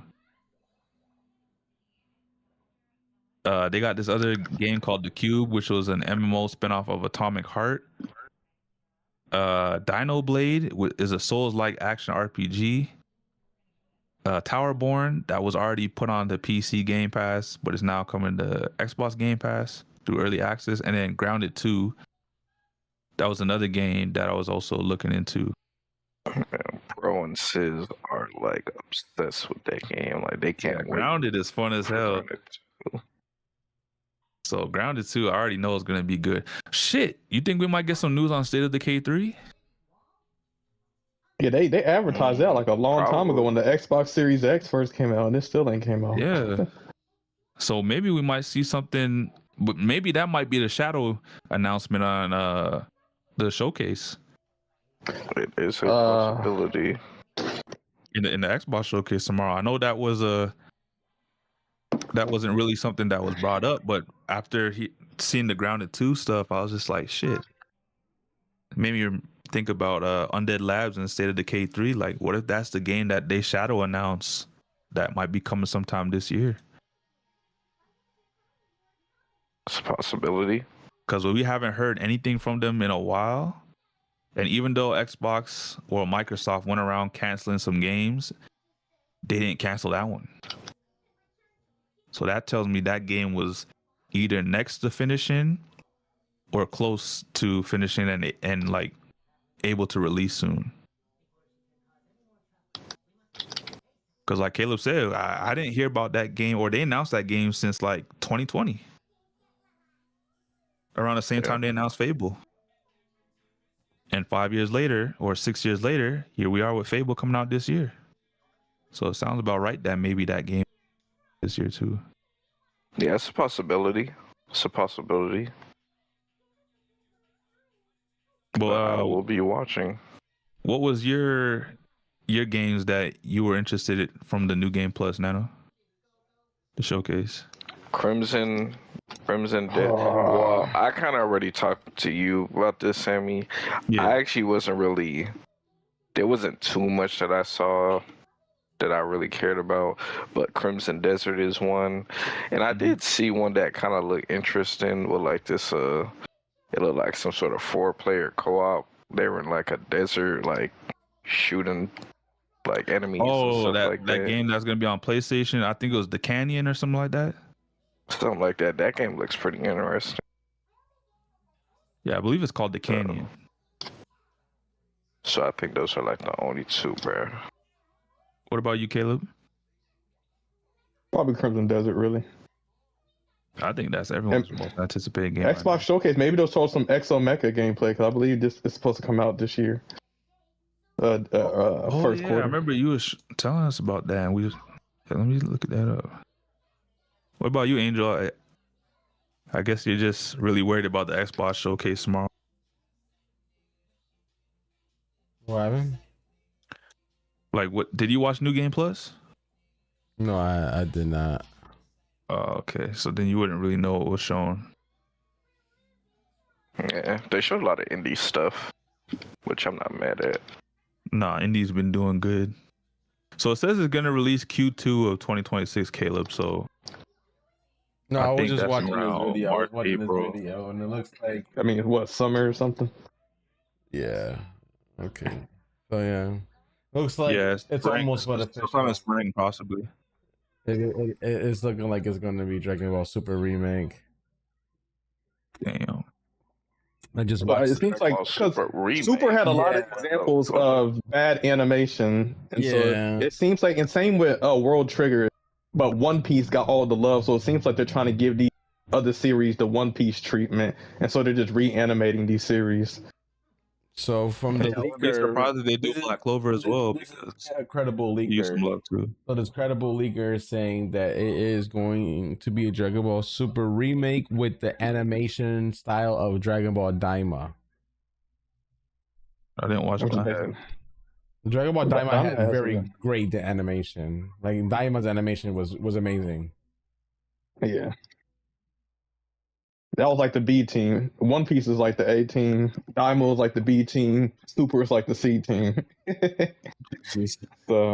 So yeah, I mean, I guess that makes sense. Dragon Ball Super in a manga form is finally going to be an anime form. So you're going to see a lot of differences in the Super remake that you're going to be like, wait, this didn't happen in an anime the first time. It's because now they're going to be and reanimated. I feel like they're going to incorporate Super Saiyan 4 in here too, just because they got to make sense of what Daima is, because we never got Super Saiyan 4. Wait, what's Super Saiyan 4 retcon? No, Super Saiyan 4 Daima made a canon, and Daima's before the event to Super. So, but Super, there was no Super Saiyan 4 reference at all. So, is it the same Super Saiyan 4 that was in GT? Yes, essentially. I mean, it's a little different, but it's essentially it's very, like, if you look at Super Saiyan 4 from GT to Daima, you can see very similarities. It's, like, the hair is not black. The hair is like a Super Saiyan God type of color. What if they make for the Super remake, once they do Super Saiyan God, like the first form with the red hair, they just make it Super Saiyan 4. I could see them doing something like that. No, they wouldn't do that. I don't think they would make it that change that drastic, but I think maybe like a change could be like when Vegeta got angry because Beerus slapped Bulma, instead of going Super Saiyan whatever he did, he'll rage and go Super Saiyan 4. Which will make sense as to how he went toe to toe with Beerus, you know? If they do it that way. And then they can kind of explain it in that sense. That's how you know One Piece. It's like, because One Piece is on a break, it's like now they can allocate their resources to other series. That just shows you how much One Piece was just taking up the animation budget. So I'm glad though. Like Toei has some good series, so it's good. It's crazy that Dragon Ball actually took the backseat to One Piece. So now Dragon Ball, can finally get the animation quality it deserves. Not that, and that's the thing. World Trigger and Dragon Ball had some good moments within the regular seasons, but yeah, they also had some bad animation segments too. So yeah, I wouldn't mind rewatch. I mean, I wouldn't mind rewatching Super again if they do it, as long as I know that they're gonna continue it after that Tournament of Power, and we're finally gonna get the moral arc and continuation afterwards. I am fucking okay, bro. I will watch that faithfully every freaking Saturday or Sunday. yeah, I can't. It's gonna be good because I don't know, like if you watch One Piece, but like the One Piece animation is literally top of the line. So for some of those fights, so I just gotta right bite the now. bullet and fucking just watch One Piece from scratch. if This like when Garp, Bruh, it's fire. what was that attack Nano Garp did? Like a black hole, a universal punch. That thing was well animated. Like when Garp That shit was went against fire. Blackbeard, that was some great animation. So if Dragon Ball can get that level of animation, dude, it's gonna be lit. Yeah, bro. So they know that people's been fiending for it. I know a lot of the reason why we haven't gotten in Dragon Ball like anything super related after Daima was because one, obviously Toriyama died, R.I.P. R.I.P. But also they have this lawsuit with Toei and the manga people and shit like that. There's like a big fucking lawsuit with that, which caused a lot of the pushback. You know, the Iyoku Toriyama and the copyright dispute. Like it's a real thing, and that's what's putting a halt on everything. So I'm hoping that this announcement means that there is no more halts, and we can continue on. Bless you. Bless you.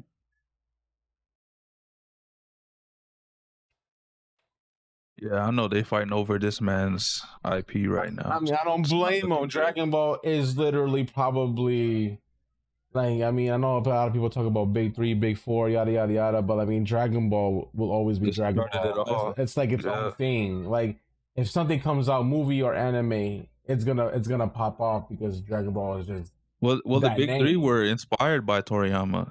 Without Dragon Ball, I don't think there's a big three. Yep.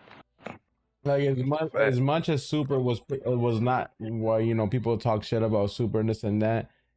They still watch Daima and people talk shit about Daima. People still is waiting for another anime series. Like, you know, as much as people hate Dragon Ball, they love it at the same time.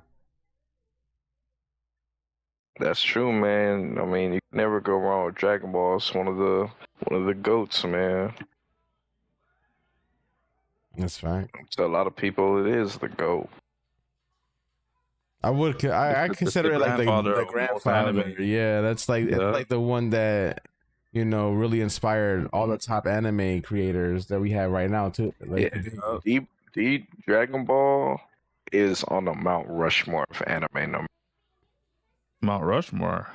I would even say Mount Rushmore, man. I would literally say it's like the Statue of Liberty.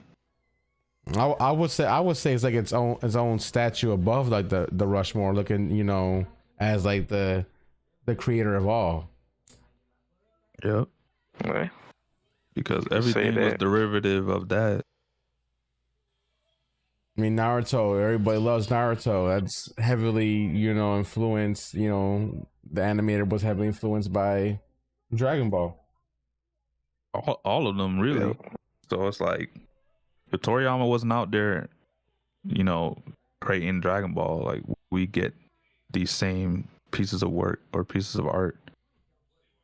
Who's to say? I don't know.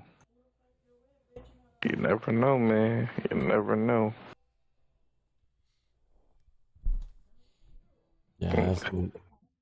I guess, do we have anything else next? I think we pretty much discussed everything. Did you have anything as well, Caleb? I swear.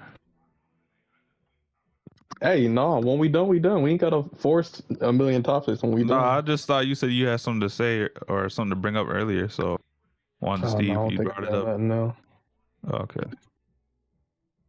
I guess we done then. We're gonna have a lot to talk about next week, though. You know, with all this news that's about to break during the weekend. Yep. So that is true. You got the Speedstorm roadmap, Dragon Ball announcements, and then whatever else gets. Oh, the Xbox showcase. So like, there's gonna be a lot to talk about next week for sure. There is, Yep. bro. We're like 3 hours on the dot. You know, look at that, yo. Let's go. Let's go, chat. All right, guys, it's time for another hour. Let's go. This man saying, get him out, get him out, get him out. Nah, man, but I guess we can start with the closing statements. I guess mine will be I am happy that Expedition 33 won Game of the Year. You know, even though I'm kind of like off of Speedstorm, I'm looking, it sounds like this next season is actually going to be, it might be some new heat, so I'll keep my eyes open. You know, yeah. Until next week, man, Mr. Caleb Black Flash, your finishing statement. Caleb Negro Flash, Sonny go. That's crazy. Yeah, that's crazy. Oh man. I guess then, Mr. Namikaze, man. Man, I'm just excited. You know, like I said, Xbox showcase is tomorrow. Been waiting on Fable forever. My most anticipated game, you know, fuck GTA. This has always been my anticipated game ever since they announced it. So I'm extremely excited. I'm bummed that I got to work early in the morning, so I'm going to miss it. Hopefully I can catch it on my break. But, damn. Man, I'm just so excited for this year because lots of games that are coming out. Crimson Desert, like I said. So, you know, I got to figure out how I'm going to pay for that. Obviously, I'm going to buy it, but don't know if I want to buy it out of my wallet yet. And then buy Fable with the Microsoft money or vice versa, but we'll see. But yeah, I got a lot of games on my wish list dropping this year. Unfortunately, I lost one, you know, with the breaking news earlier, and that being, you know, Sands of Time being canceled, but you know, there's still some games on my wish list I can still look forward to. It's just unfortunate that we lost one. But yeah, Angel.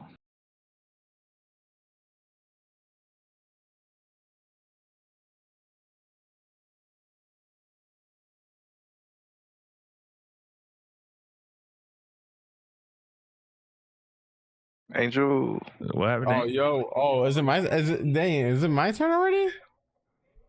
Yeah, man. You make it. You This man playing definitely want to Destiny stay right another now. hour, man. Angel's Yo, like, I didn't "Damn, even know 3 you hours, did we all could your go closing for it." statements already. Yo, hold on. I just heard Sammy and that's it. But I was just joking, man. All right, yo, my bad. Yo, great podcast, everybody. Thank you, everybody that came through and chatted with us in the YouTube chat. You know, great talking points, yo. We'll be back next week with a lot of more talking points. It's gonna be a banger with all the gaming news and all the other news that's gonna happen within the next week. You guys have a fantastic rest of your week.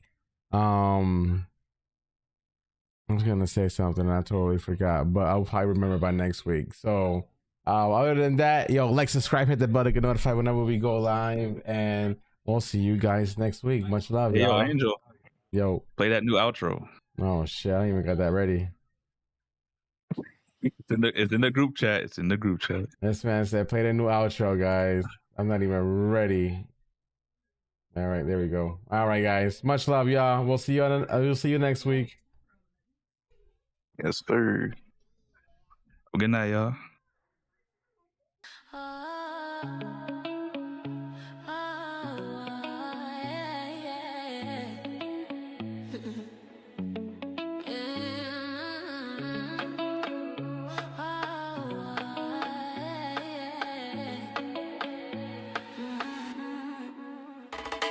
What me miss? Same for still this. If you're never there, you feel this shit. What me miss? Yeah, baby, there for this. Late night, let the room breathe. Talk stay calm, but they run deep. No rush for feeling. Hay momento que solo pasan si tú estás aquí. Stream cut shot, but the vibes there. Lips can't catch it the same way. Si tú tú sabes si no algo.